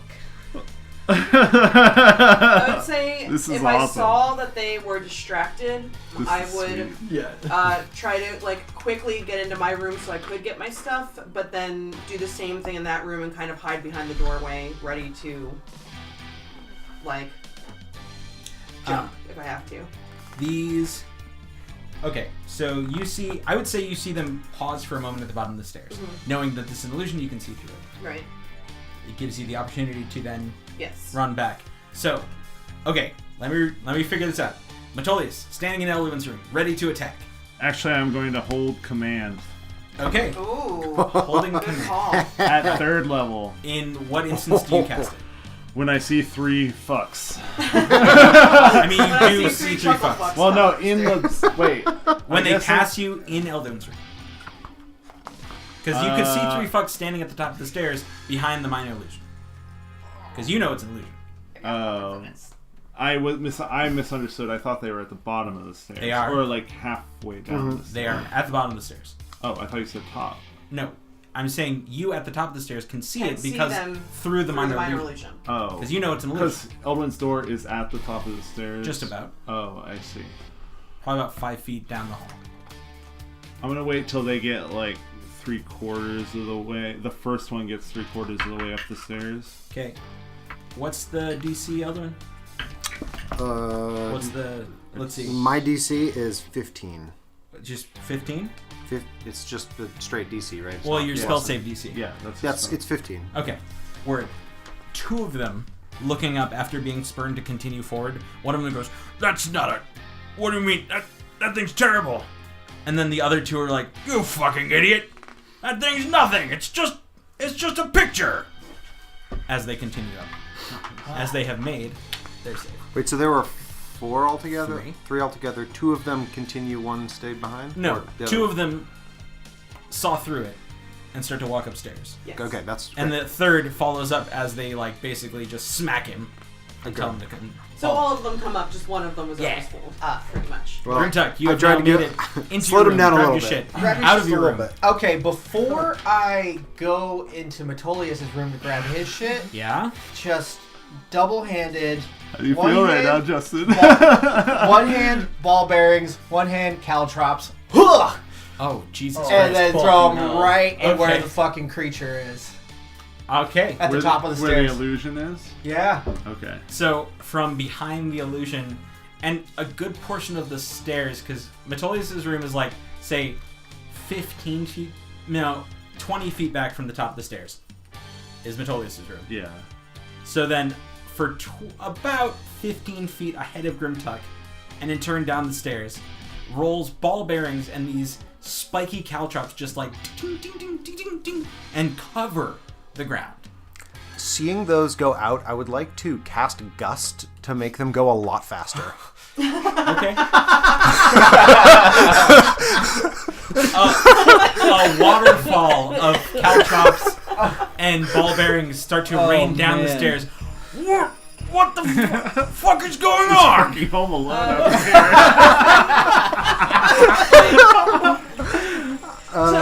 If I realize this is happening and realize they're just kind of like in this wave of confusion as to what the fuck is happening, I would then cast darkness like around. Around them. They came into a haunted house. So all they know is they saw like a picture of a monster and then pieces of metal came flying at them. And now A gust of wind. Yeah. So, And now they can't see. so the gust. So they have to I'd like succeed to on this. cancel my command. No. Because here's the thing. Caltrops, you need a DC 15 Dex saving throw or stop moving and take 1 piercing damage. And then the ball bearings, it is a DC 10 Dexterity saving throw or you fall down the fucking stairs. So they have to make a strength saving throw, otherwise Gust pushes them back 5 feet, and I'm hoping that so I'm hoping that makes them trip on the ball bearings. Okay. Okay. But I saw Caltrops! hold on. The only reason I'm gonna say the gust doesn't push them back is because you're trying to push the ball bearings at the top of the stairs and they aren't there. Okay, fair. So Totally you're fair. throwing ball bearings and caltrops at them. I mean, Targeting the caltrops, not Yeah. yeah, totally fair. So- Let me know when I get another No action. worries. Hold on. Let me roll a lot of saving throws before fucking Kevin McAllister comes out with a picture. And then a paint Chill can it. hits him in the face. Chill it. Hold up. Okay. The caltrops. Okay, Caltrops. Caltrops, they fail. The first one fails. That is 1 piercing damage. But he then, in turn, makes his ball bearing save. Okay, so he doesn't fall down, but he does stop Right. moving. Second one Oh my God. does not make his caltrops, but does make his ball bearing save. So 2 piercing damage has now gone across these guys. Third, makes his caltrops, does not make his ball bearings, and falls down. As the third, a full-blood orc crashes to the bottom of the stairs. And guarantee the guy who told him it's not a monster and to go upstairs is getting a fucking blanket party later. Also, roll me a d6. Okay. So was 5. which order was that? Was that guy who There's crunched a into somebody hobgoblin, else? An orc were the 2 that saw through, and the third one was the one that was hesitant, and the third one's the one that flew back down the stairs after this all. There's a If I 5. need. That one, as he has now fallen down the stairs onto the caltrops that have landed on the bottom, has taken a full 5 points of damage from landing on a bunch of spikes. Blows out of your ass. The second Jesus. Amelia starts to hear like metal hit the ground, she turns to Belnir and is like, "What the fuck are they doing? I have no idea. Can I see into that We need room to go." from? What? Can I see into that room from Eldwin? Yeah. No, it's about 5 feet down the... You can see a portion, you can probably see like the bed area. I'm gonna like move toward Amelia's room. Amelia's like holding the window open and is like, "We need to leave." So Grimtech, roll me another athletics check to finish off this rushing to Yeah. Metolius' stuff. Yeah. Eldwin. Rain, are you trying to get to your... I got it. Okay, yes. The other 2 now I- stumble It is in darkness Yes. up the stairs. 16. 16? Yes. Okay, you continue to rush forward, and you now hear below, and it's like, What is going on, you idiots? And Get up there! I'm not running back towards the window they're in because my room was further down the end of the hallway, but facing the same direction out. And so once I grab Facing the same direction out as Elduin's, which is the front. so then Metolius's Rain's room. The would be on the ladies' right room is the back alley, and Okay. all the guys' rooms face the front. Okay, I'm just grabbing the rest of everybody's shit, which was just my shit and Metolius's shit, right? Yes. Okay, and then I'm not I necessarily going to assume go Rain's back. gonna get her own shit. No, she already got it. Right? Yeah, Yeah, yeah. okay. I ran and got my shit. And so I'm not Cunning going back action. to the one that's full of caltrops and ball bearings Yeah. and monsters. I'm just going towards the nearest window that's facing the same direction they're going. Which is Ranger. Which Okay. is Rain effectively is in by this point. Yeah, as soon as I So grab it's you Metolius's two are shit, in that room. then open the window, jumping out the fucking window. Okay. Once we have all everybody's shit. Yeah. Yeah, and Amelia again is just like trying to get Belnir to like get the fuck out. Yeah. Yeah, he goes, oh, fuck it, and dives out. Yeah. So Metolius will be the last one out of Amelia's room Okay. after Elduin and Amelia go. Okay. And then he Grimtuck ushers Rain out first, Yeah. So, And then- both of you roll an... throws Alchemist Fire onto her bed. Oh. Yes. Yes. Thank you. Yes. Okay. Awesome. And then Thank you. I was really hoping Yeah. for fire. Yep. And then jumps out the window. Okay. Word. Anarchy in the UK. Belnir's never letting us stay at another property. Well, Obviously not. I don't think he's If gonna you're have gonna a burn property it, after yeah. this. I think but Belnir is now part of the crew. as Yeah. all 6 of you effectively jump, I would like you all to roll acrobatics checks to land. So after Belnir dives out, Yeah. Amelia throws her hands into her pack and puts on her gauntlets, and then jumps out the window. Okay. You want athletic On my checks way or- towards the window, I would like to gust the alchemist fire to make it go real You're big. not in the right Wrong room. Oh, in the wrong room? No, yeah. Not Amelia's room. Rain's room is getting burned. Yeah, you're. Hey. And there's also a dark cloud in the middle of it. Yeah. So you probably don't see it. Not Okay. Rain's No, that's room. at the top of the stairs. Yeah. Yeah. So The the, dark cloud Rain- is at the top of the stairs. so's the room that you guys are going out is the top of the But stairs. if So there's it's like a lit, is it tiered where there's like a route? Like when No. we go out it's just like a It's a straight, straight drop. Oh, never Yep. mind. I was gonna say just diving down or All jumping right. down. What's the roll we're making? It is, well, you're making an acrobatics check to land. okay. Acrobatics. Can't do that with athletics. No. Damn it. How far is it? Oh, just so we know. It's a 20-foot drop. Okay. Oh, that could Look be at that. way better. At a 6 Ooh. for Grimtuck. Amelia got a 15. So I'm jumping out the window as well, right? We all are? Everyone is. Yeah, That's okay. the plan. Okay. 19 for Metolius. Don't worry, Grimtuck Belnir got a nice Acrobatics. 7. Acrobatics, right? The one you're good at. I rolled a 4, but thank God it's acrobatics because that makes it 16 for range. I'm already pulling up my hit point tracker. Because I felt dumb. That's a 17 for Elduin. 17, 19 for Metolius. 19, Amelia, 15. 15, All and you. 16. 16. Yeah. Belnir and Grimtuck both crumple into the ground as they land. Ow! Basically prone. Not actually crumple, but everyone takes... Actually, everyone but Grimtuck and Belnir take a total of 4 points of bludgeoning damage from hitting the ground. Okay. But take landing 8? well, you guys take 8 points. That's fair. And I would say at that point, at least Belnir hits the ground and goes, "Ah, fuck!" Which, at that utterance,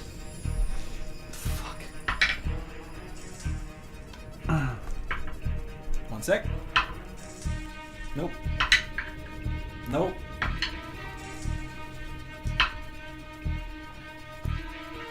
No one hears anything. Yeah! Yes! There was the highest was a 10, and again, there's a lot of shit going on in that bar right now.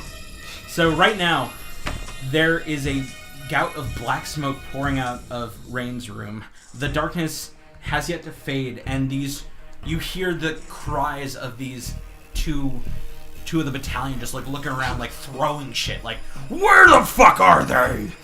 2 wet bandits. And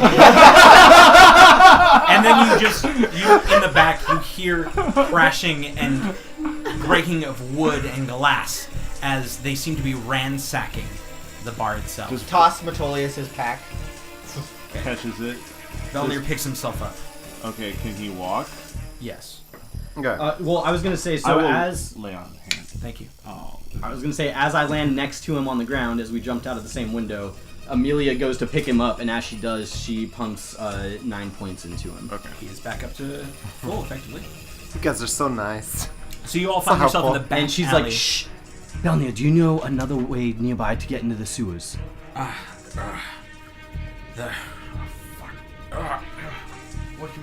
The best we could do would possibly go to the temple. But Let's just get out of line of sight of this building. We need to move. Yep. Let's go. We should go a couple blocks over and then try and blend in. Go straight and then right. Or left as soon as possible. Get out of line of sight. okay, so I would like you to all make athletics checks to start running, and then I'd like you to all also roll a blanket stealth check to try to kind of keep everyone's gaze off you. Athletics would be a 15 from Elduin. Okay. And Garbage. stealth is Still an 11. advantage because I Well, the am 2 when I got 11 on that one. hooded. For athletics, I rolled a 4 again, which for athletics is a 5. Dude, Belnir's up on it and gets a nat 20. Nice. Yeah. 22 for Elduin's stealth. Oh wait, stealth. Also 22 for rain stuff. Oh hey. Yeah! Stealth people. Stealth would be for me 21. Nice. That's pretty good for you. Yeah. It's not bad. What'd you get, Metolius? Metolius rolled a 18 for his athletics, and then he rolled a nat 1 for his stealth, but he's lucky, so he actually rolled a 18 for stealth as well. I appreciated general the narrative consensus of description. everyone making it a decent high stealth rolls. You all Amelia got a 23 for her athletics. Holy! Okay. And then 13 for her stealth. Not bad. Nope. But a damn 23, fuck yeah. God damn it, everybody. Get it. You are ready and ripping, and Belnir leads the charge. He knows these streets, he knows these alleyways, and he's like, please, follow me. Where are we going? To the ship. To the ship. To the ship. I can do that. Silence We need- his ship. As undercover as possible. I mean, the only person that they really recognize is me. Then we need to get you out of their eye. Can we get into the sewers? The closest entrance is either in the marketplace, which is across the main street, or into the temple. But we'd have to do some explaining trying to get down below the temple. We could make a distraction. Don't wish to at the temple? No, anywhere. Does anybody have a means of giving you some sort of guise? Do you know where in the temple it is? If I disguise myself as a temple goer, can I get us inside? I'm not sure. I know of the exit. I've seen that, but I don't know where it is in the building itself. They're looking for silence. We need to get there as fast as possible. Agreed. We should probably just stay above ground. Just make our way straight there. Yes. Those hecaton trees outside of the building won't know that we are suspicious. No one's No, laid we eyes need on to us hide Belnia, though. Yeah. Well, when we get to the wharf, I mean, it could not matter in any way. At this point, you're all rushing. You're probably about a block, maybe two farther. I would like say an alleyway, right? Belnir's leading you south so that you can get out west towards the actual dock itself. But he's leading you south to get as decently away from the Iron Shield as he can. He kind of takes a moment before it's out of sight completely and looks back, and you see him breathe, sighs, and just turns his head around and just keeps pushing forward. He goes, if we can make it a little, let's say, closer to the temple, and then beeline it straight across back into the alleyway, we should be fine. If I don't stand out, minus, the people who know me. The Hecatontries has done no business at my shop. They know of me. They know I'm a dwarf, but there are other dwarves in this town. All right. We must move. Let's make haste. Yes. Act natural. Be cool. Be cool. So he runs you. He kind of, at a fast pace, makes it down the alleyway. Cool. And just to about the edge, you actually see the spires of the temple. Cool. Just over a few of the buildings in front of you, and he takes a quick hard left, actually a right from the direction you're going, and he turns and he slows down and kind of puts his hands up and goes, okay, now comes the problem. And you see in front of you just a sea of people as you are just about to hit the main drag. What time of night? Night is it? Like This is still just Still light out. Yeah, it's still light out. It's almost, I would say it's getting closer to sundown, but that wasn't much in the way of like time from when you all got brought back up to when Amelia returned and all that stuff. This is like happened in the course of maybe 5 minutes. if we turn back, do we see a column of black smoke in the sky? Yeah. By this point, yes. Nice. Do other people seem to be noticing it? I would say there's a bit of ruckus of people kind of heading towards it, not knowing what it is or what's going on. And you hear kind of a call go out. You hear a very high-pitched, loud whistle kind of echo out. And then to the north, from where you're all standing, you hear a response. Oh shit. Wait, Let's just try and blend in with the crowd and make it to the wharf. Around the area of the Iron Shield, and then towards the north point. Grimtuck pulls his hood we're up trying on to his go cloak. west, right? Yeah, you Yeah. guys are much more south to that, and then you're now effectively crossing the main drag to continue west through alleyways. Cool. But we're not heading towards the response whistle. Great. Yeah. No. So I would say let's stealth one more time. And crossing this sea of people who are kind of pushing towards people. Some people are not paying that much attention as fires happen. Some people are just going about their day, but there are other people who are kind of passing across. Pulls up his hood. Natural 20 on stealth. Damn, there you go. So that would be a 23. 13 for Elduin. 15 for Rain. Napoleus tucks his holy symbol under his breastplate and rolls an 18 for stealth. Amelia also pulls up her hood and rolls a 14. Where Belnir, not having a hood, kind of tries to kind of throw up his collar and his garb. I hand him the dread helm. Kind of looks at you and goes, "No." Thank you, not- Dungeon it's not gonna- Thank you, it's Dungeon not Master. I mean, you can't see your face. Looks badass. No. Alright, just keep it in mind. Got it. Damn. What the hell is that? It's badass is what it is. We'll discuss this later. You begin to push through the crowd, keeping your head down and all that. Velnir leading the charge once again, pushing through, keeping a low profile as best he can, trying not to really knock into anybody. You see him notice a few people and kind of turn his head as though he doesn't wish to be noticed in that sense. And he seems to do it well enough. And you make it to the opposite side of the main drag. You now look back, you see the clock tower northwise from you. You see a little ways northeast the black smoke churning out of what is and soon to be was the Iron Chief pub.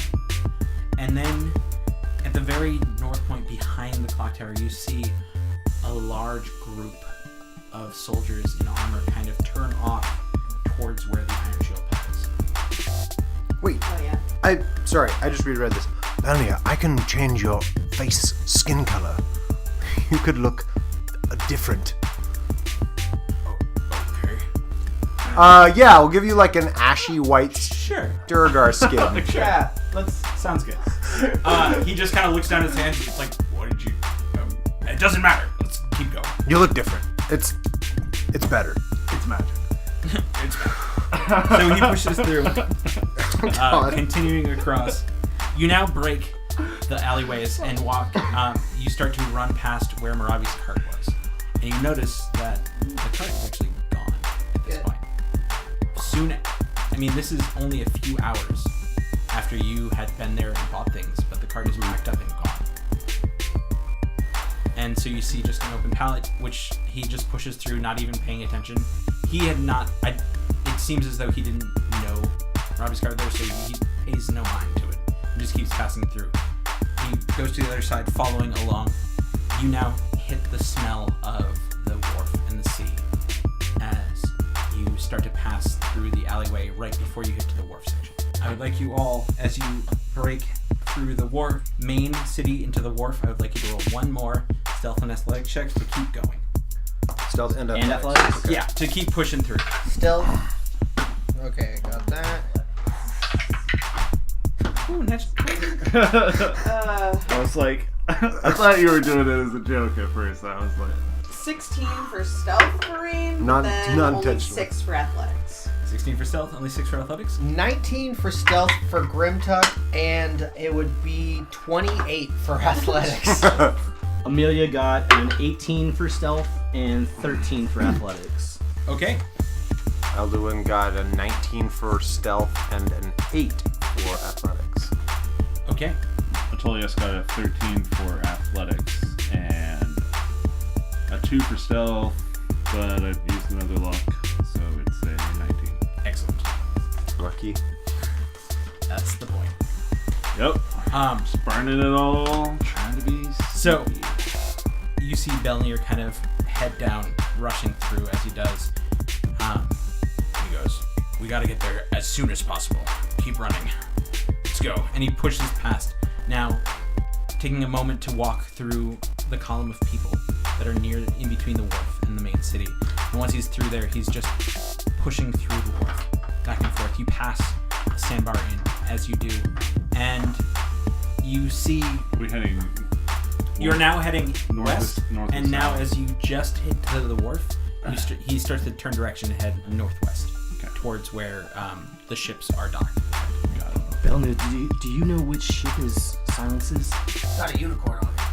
That's right. I haven't personally been on it, but if that's the descriptor, it's pretty specific. Like, did she tell you where the unicorn was? It was on the mast, right? I think so. I think so. Like front and center. Like, as in the The front. The Yeah. figurehead. the figurehead. Yeah. Yep, pirate. Fuck if I know.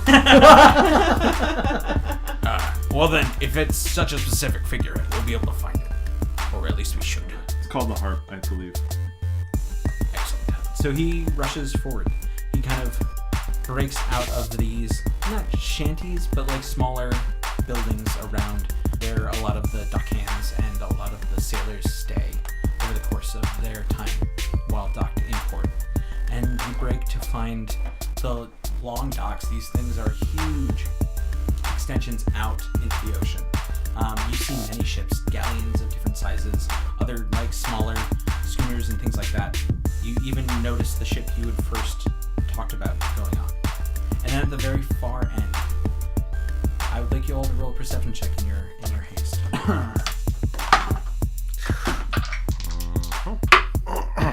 6 for Rain. 1 for Grimtuck. Ooh. Again. 10 for Elduin. 15 for Metolius.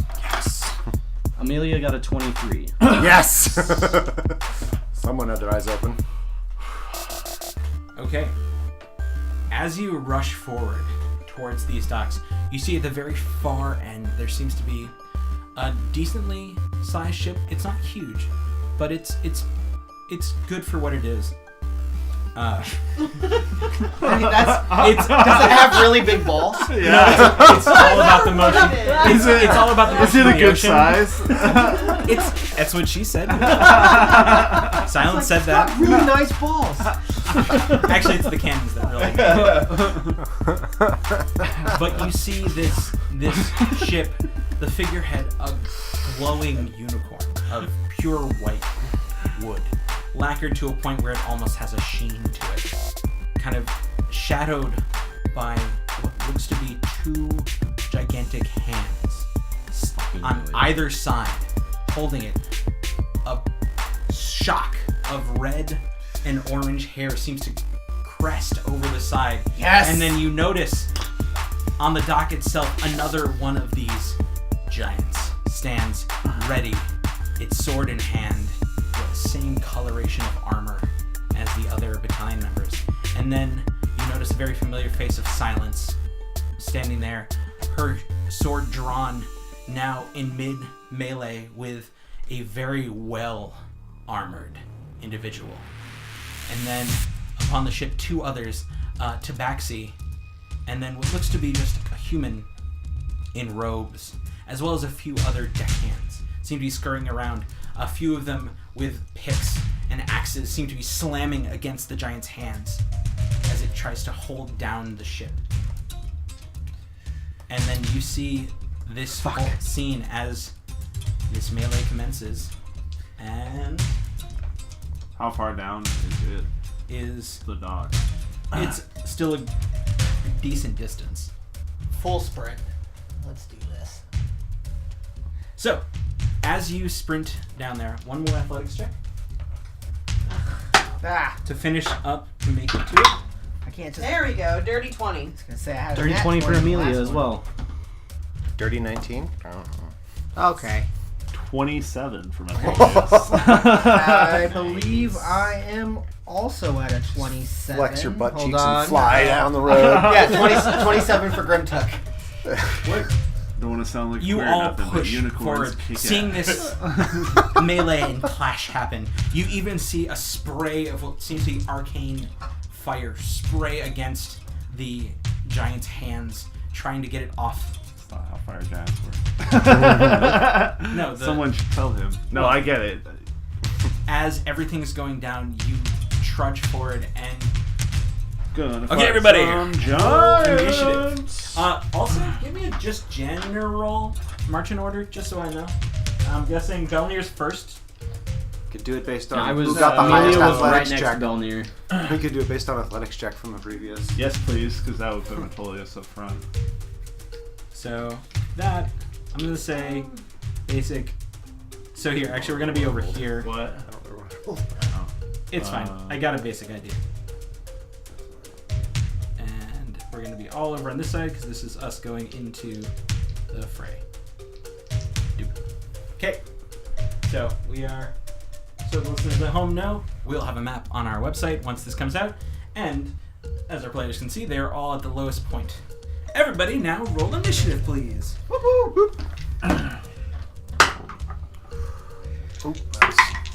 And let's go around the table. Elduin, what you got? 14. 14. And Metolius. 13. 13. Amelia. 12. Woo! Sequential order. Grimtuck. 20. I got one less than you. And Okay. I got one less than me. And Rain. 8. Ooh. Yeah. Well, at least you can't charge headlong into battle.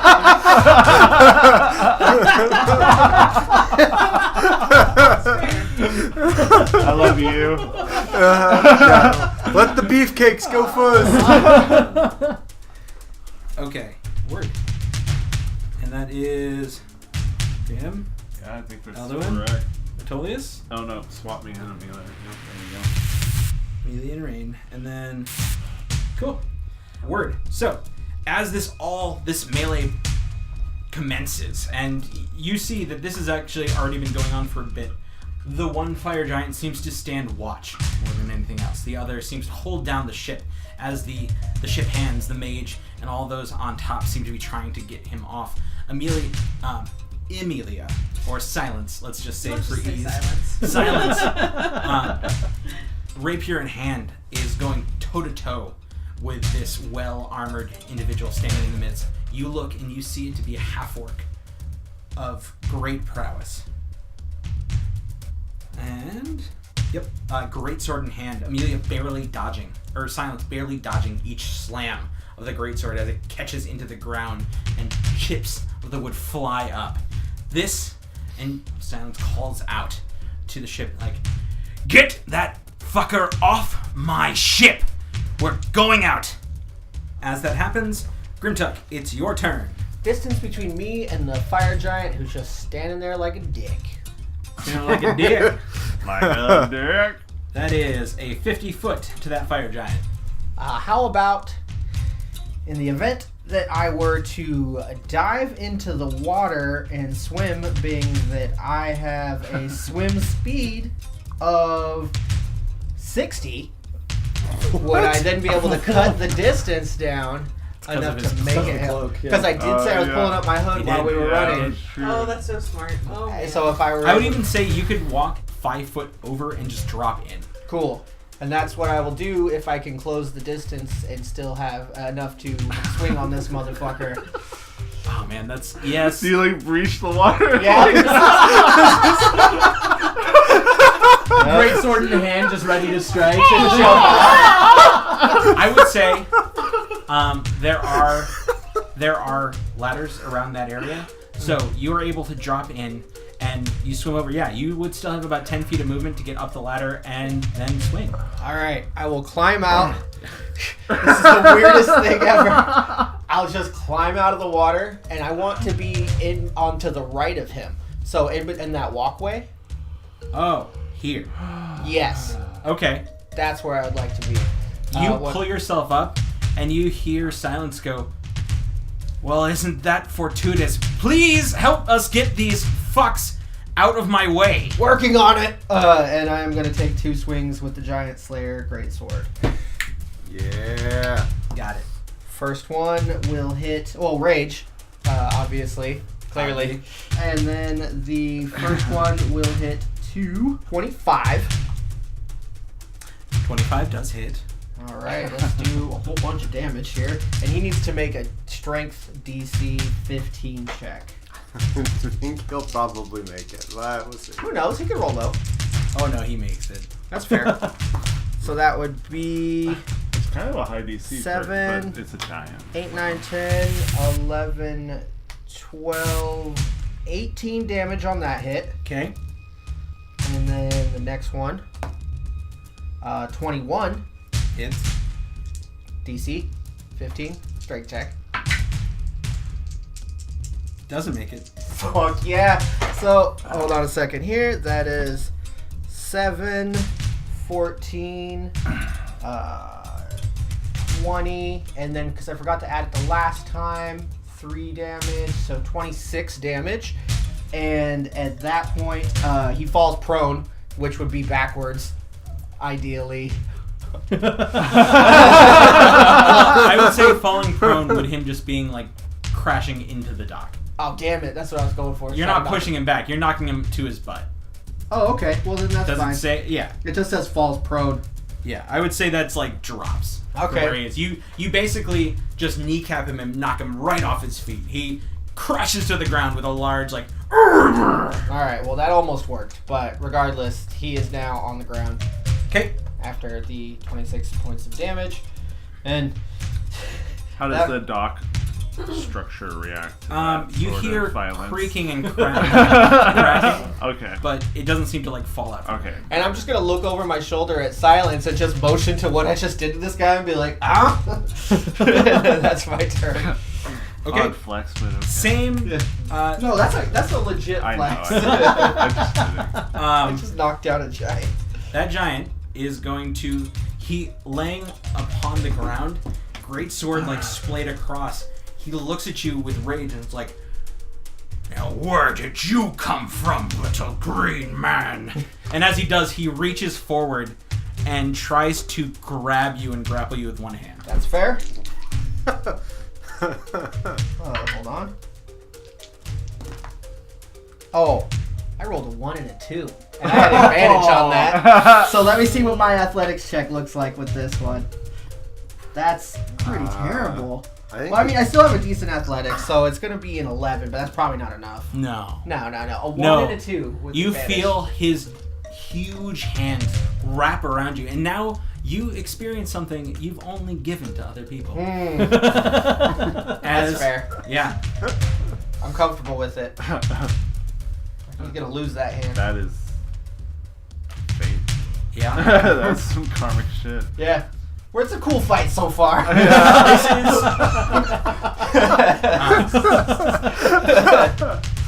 That is his action, though. So that is what he can do.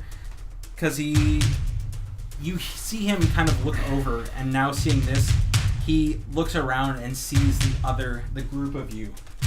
And you hear him call out, go, Koth! More interlopers! And you don't hear the other one because it's not his turn yet. But now it is. As the first fire giant follows up to the second fire giant, you see one hand reach off, and he does the same basic principle to one of the people trying to slash his hand with an axe. And he reaches over. Ooh. Well, that was the same roll, but the problem is the person on the ship's athletics is not very as good as the fire giants. And you hear the fire giant reach up and grab one of the ship hands and lift him off his feet. And you see the man just flailing. but the second hand is still held tight to the edge of the bow. Have the sails been deployed yet? Not yet. Okay. So it's not actually moving the ship. No. It is docked. There is actually a gangplank. Got it. It is effectively it's still tied Got it. to the deck. You hear this kind of very soft and a slight hiss to the voice as the tabaxi kind of calls out and goes, "Get him out of his hands!" And you see her kind of stop for a moment and casts Vicious Mockery, which I enjoy being able to do. As she does it, you hear her goes, as he does not succeed, you hear her go, "You useless huge piece of crap! Touching onto my ship! Get your filthy hands off of it!" And you see just a bit of blood kind of spurt from the ears. As he takes And my nose bleed. 4. Oh yeah, he's so hot for that tabaxi. He takes 4 points of damage. That's her turn. Psychically.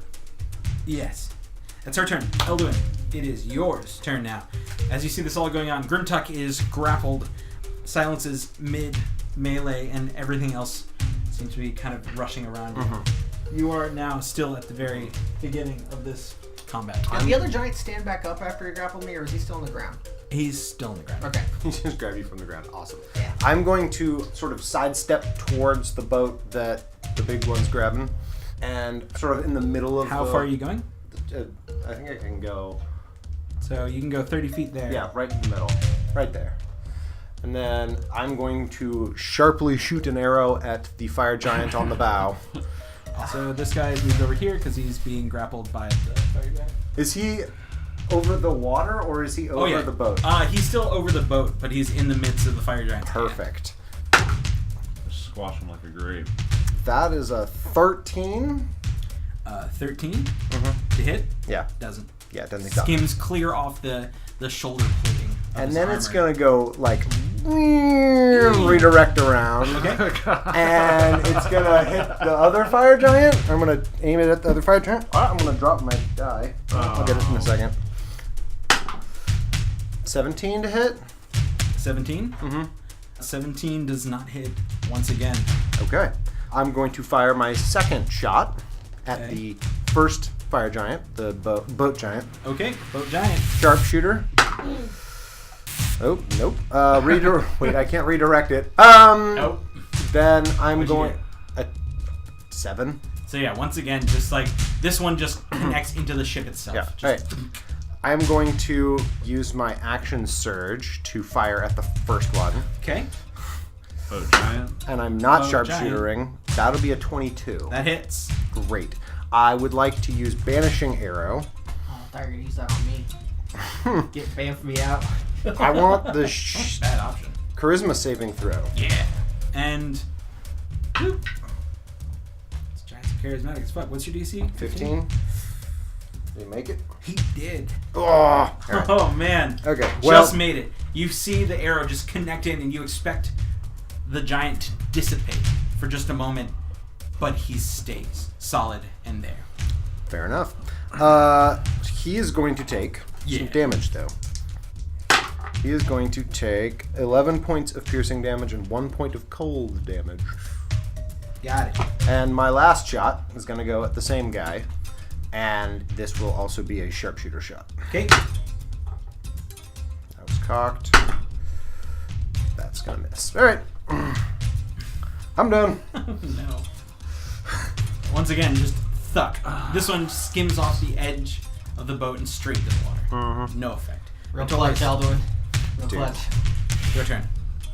Metolius will run 30, or his movement 30 feet up. From where you are, Yes. straight up, Straight toward. right there. That's 30 feet. Okay. Straight down Yeah. the dock towards the fire giant and me. Okay. And then I'll do that, and then I'm going to Misty Step 30 feet. Oh. Ooh. It's a lot of 30 feet you can go to. Ooh, Let my me give you options. There's so many options. options. So for the people that don't see the map, Metolius has an option to Misty Step either behind the fire giant, the bad guy facing Silence herself, or closer to the ship, effectively. I think Metolius will.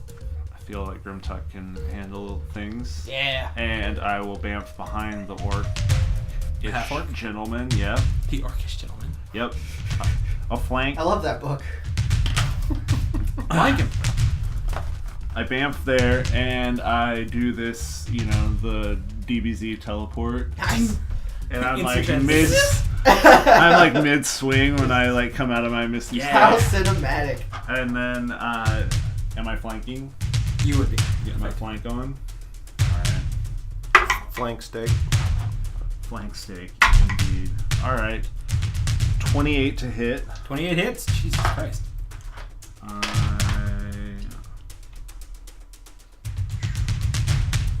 get some additional lightning damage.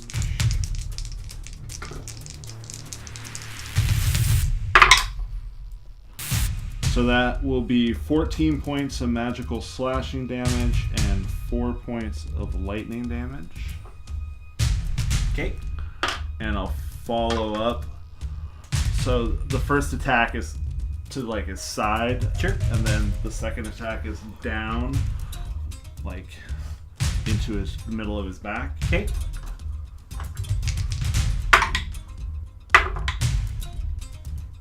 Natural 20. Yes! I would like to smite. I will burn a 3rd level spell slot and smite. So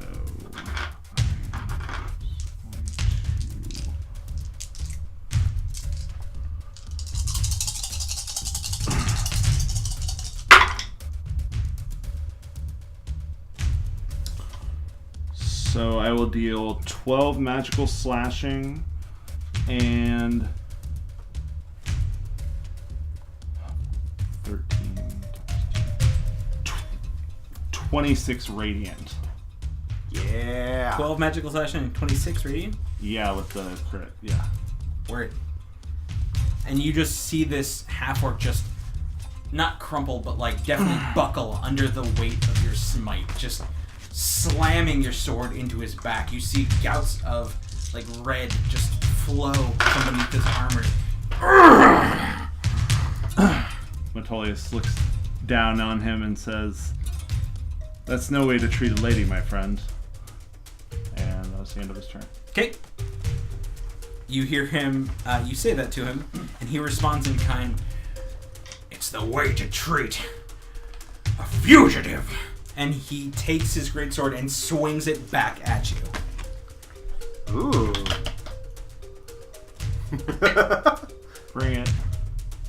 That is, let's see, that was a 14. Misses. Okay. Second, oop, that loud. That's 19. Misses. Damn. Barely. And finally, that misses as well. That is, he swings a third swing over, basically takes two broad swings with his greatsword at you, and then comes around with a third to swing it at Silence, and misses also. She ducks below quickly, just barely missing, just letting it slide right over her head. But he just, as it comes to Amelia's turn. Amelia turns and looks at Belnir and says, "Get on the boat and stay safe. We'll take care of this." And Amelia moves her full movement of 30 feet towards the gangplank of the boat. 30 feet towards the gangplank. Dude, you can get there. Okay. Effectively. Yeah, that works. 30 feet. Got it.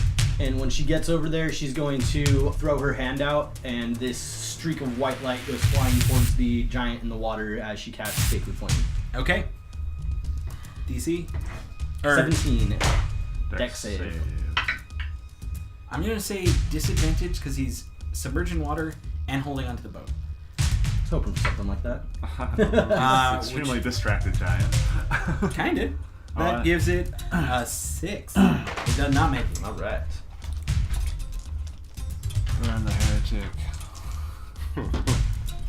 Come my on! God! Then damage. I rolled 2 1s. Yeah, that sounds about right to my athletics check. I It's a rolled. total of 7 damage. I rolled 2 1s on my crit smite. It was Fucking felt bad. buttholes. Yeah. Fucking butts. Fucking butts, man. Fucking butts. Let's not bring American pastimes into this.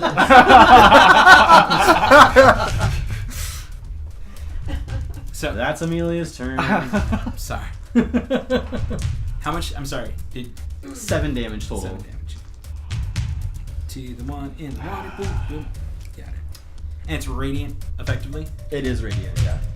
Cool. That brings it to Silence's turn. Silence goes, I see you're distracted, my friend.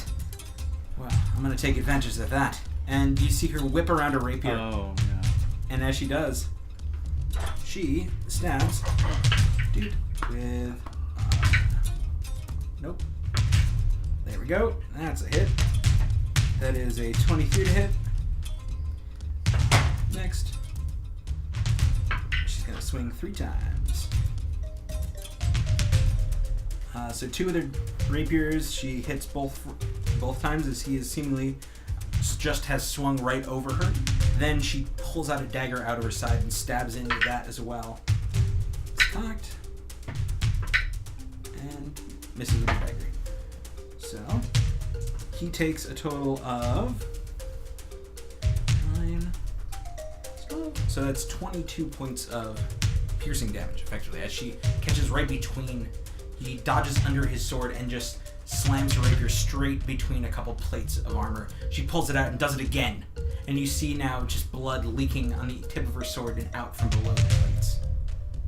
And that brings it to Velnir, who's just going to do exactly that. He's going to dash over to the ship and run up the... Yeah, he's going to dash over the ship and get right up top. Actually, he's going to dash over and be stopped here, where he goes...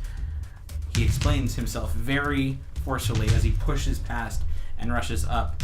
You see the Tabaxi recognize him and let him by as he stays up as far back as possible. So he runs up the gangplank, runs past the tabaxi, and then runs to the back of the ship. Yep.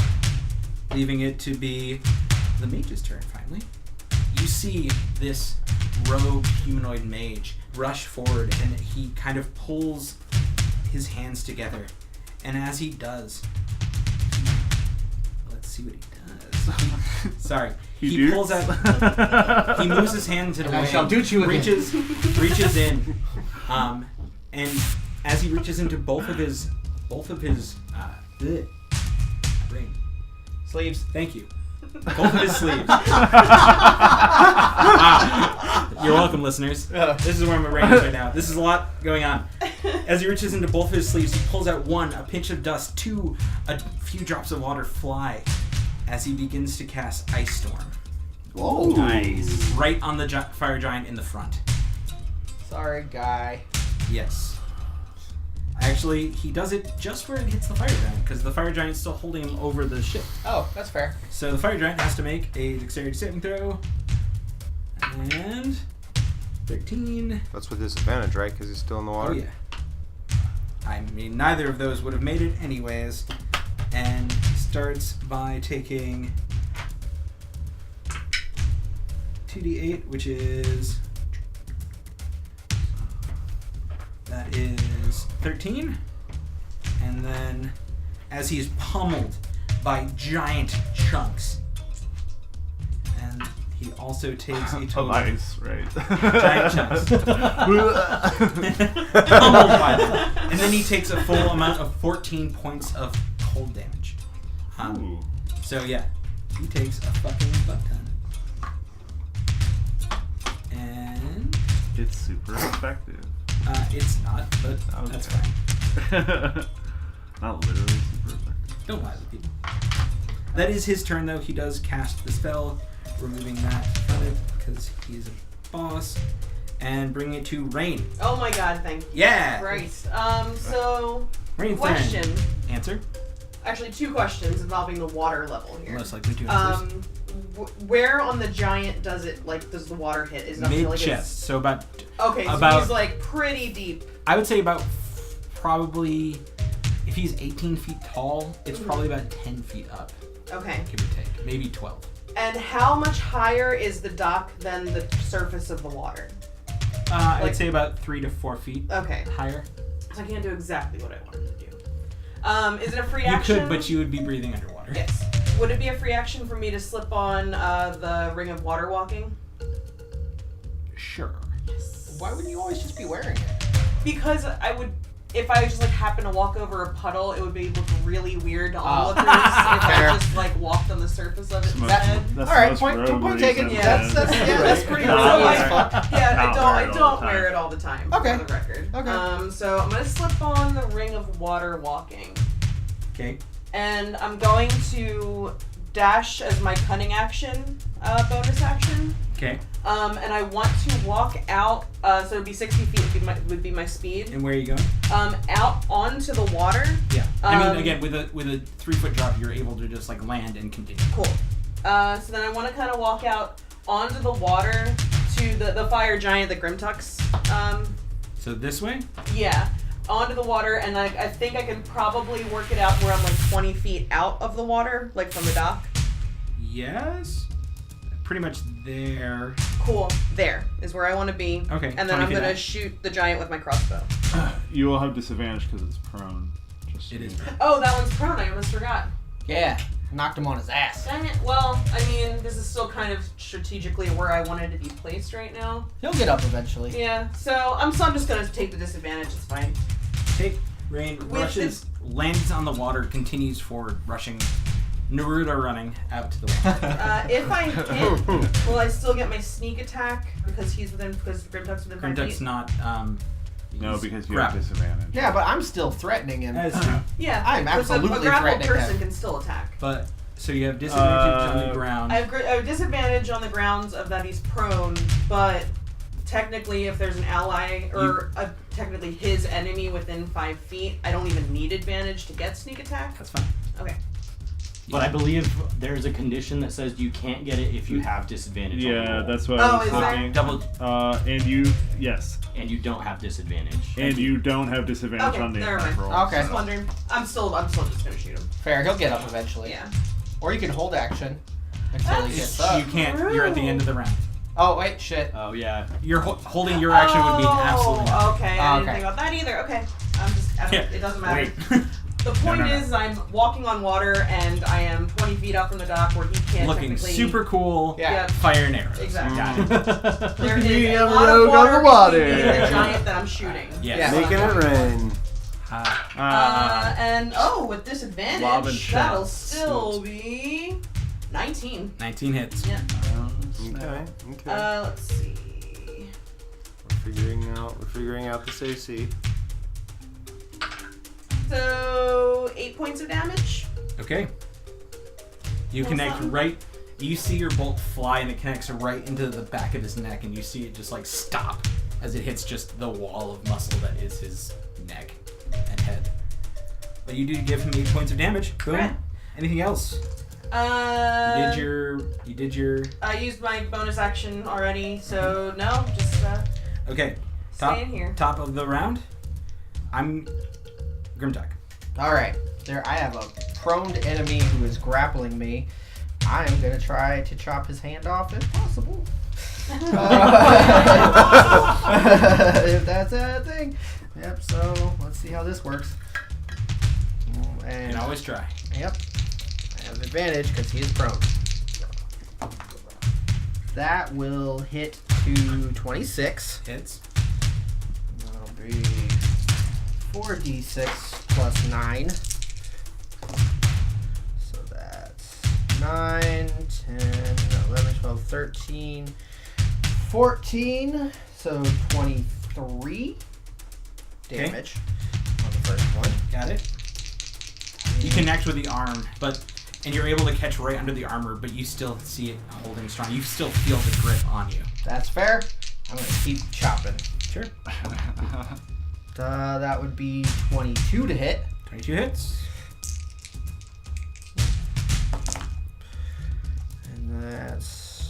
6, 11, 12, 18, 19, 20, 21. 21.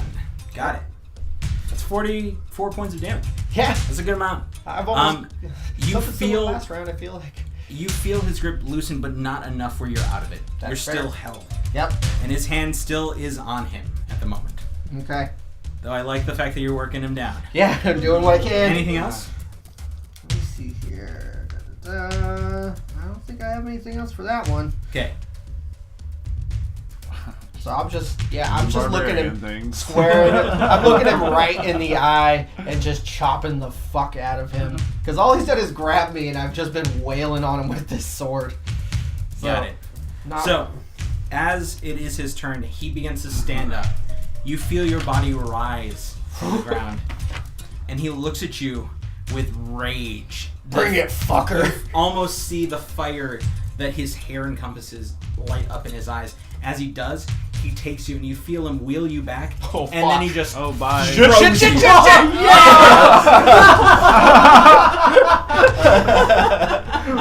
straight at the like buildings and the wharf.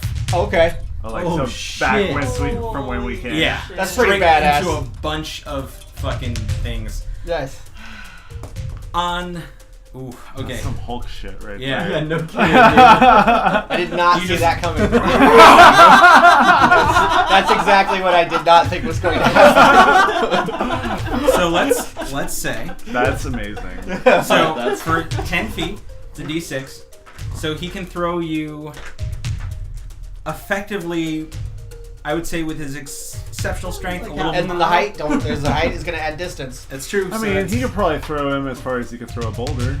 It's true. Let's see how far he can throw a boulder. Yeah, I'm probably. Ooh! Oh, why did you say that? He's thrown for so far. I'm not ballistically as built as a boulder. No, okay, so I'll give him 2/3 of the Okay. distance he can throw a boulder, which I'm not going to math it out, but it can effectively count as like 180 feet. Woo! I mean, buildings could stop him. Yes. True. Oh man. Let's do this. So that is 18d6 Okay. just for the fall damage. Okay. Not including the hit, which I'm No, gonna. the hit is part of fall damage. That's when you hit the ground. I'm saying when you hit the buildings. He's not throwing me terminal velocity. That's true. Fine. Shit. Well, I'm gonna do it here so I don't have to. Just give me the 18d6. I'm doing it. Do I get an acrobatics roll? Sure. Or like soften would that be a dex save or what would that be? What are we doing here? I don't know. That is, I would say that is a dex saving throw. Okay, because I Try to land. Okay. Okay, because I said that because I have dex saving throws. I have Danger advantage on the Danger ones that I can see. I see this. I imagine. Now I am adding Okay. 3d10 Woo! because of the shit you're landing into, which is broken wood, glass, and all that stuff. That's fair. As you crash into the wharf and blow straight through the first wall, second wall, and skid across the stone ground. Let's do this. Let's see what this dex save does for me. It could, 15. This is not bad. I've rolled worse for a dex save. At a flight of 180 feet. Yeah, you told me to roll a dex save. Oh, and I did. And you hit, and on the first bounce, you try to grab onto something, and you feel it just remove under your weight because you're just going too fast. That's rad. And This you whole just- scene is rad. The second one bounces you, and then finally you find yourself just sliding across stone and gravel. Oh, that's cool. That's gonna leave a scar. It's not gonna be good. So you take 71 points of bludgeoning damage. What is that? So 35? 71. So Yeah, so cut in half. 35. Okay, cool. And a total of 20, so 10 points of piercing damage. 45. That is not not nearly that as bad as I was worried it was Well, going to be. rage Thank is you a for hell of a raging. drug. I think as Grimtuck makes his landing. Can I at least land on my feet? No. Damn it! I think this is where I'm going to call it for the night. Mid-battle, because otherwise we're going to sit here and finish this shit That's, No. Yeah, that sounds awesome. I like that second plan. It is almost 11. Oh, god damn it. I love you all. And we will continue this and hopefully conclude this on the next episode of the Swordcast. Who's next in the initiative? Just so we know. The next fire giant. Hey, thanks very much for listening to this episode of the Swordcast Adventures. My name is Elijah. I play the lovable Grimtuck the Barbarian. If you're interested in helping support the crew, you should hit us up either on patreon.com/swordcastadventures or on our website, www.swordcastadventures.com. Through there you can find links to all of our socials. Like us on there. If you want to throw some good reviews our way, that's super helpful too. We definitely appreciate any love you guys want to throw our direction. Just a quick announcement to say that we are taking a brief hiatus from the main storyline of the Swordcast Adventures. We will be putting out some content that was previously available to our Patreon subscribers in the interim. It will not be an extended vacation, just so all of us can take a brief recharge of the batteries, work on a couple other tiny projects, but we'll be back really soon. In the meanwhile, you get to hear some pretty awesome bonus content from us with regards to other side games that were previously only available to Patreon subscribers. And they are can get pretty ridiculous. So thank you very much for checking us out and all the love that we received from all of you.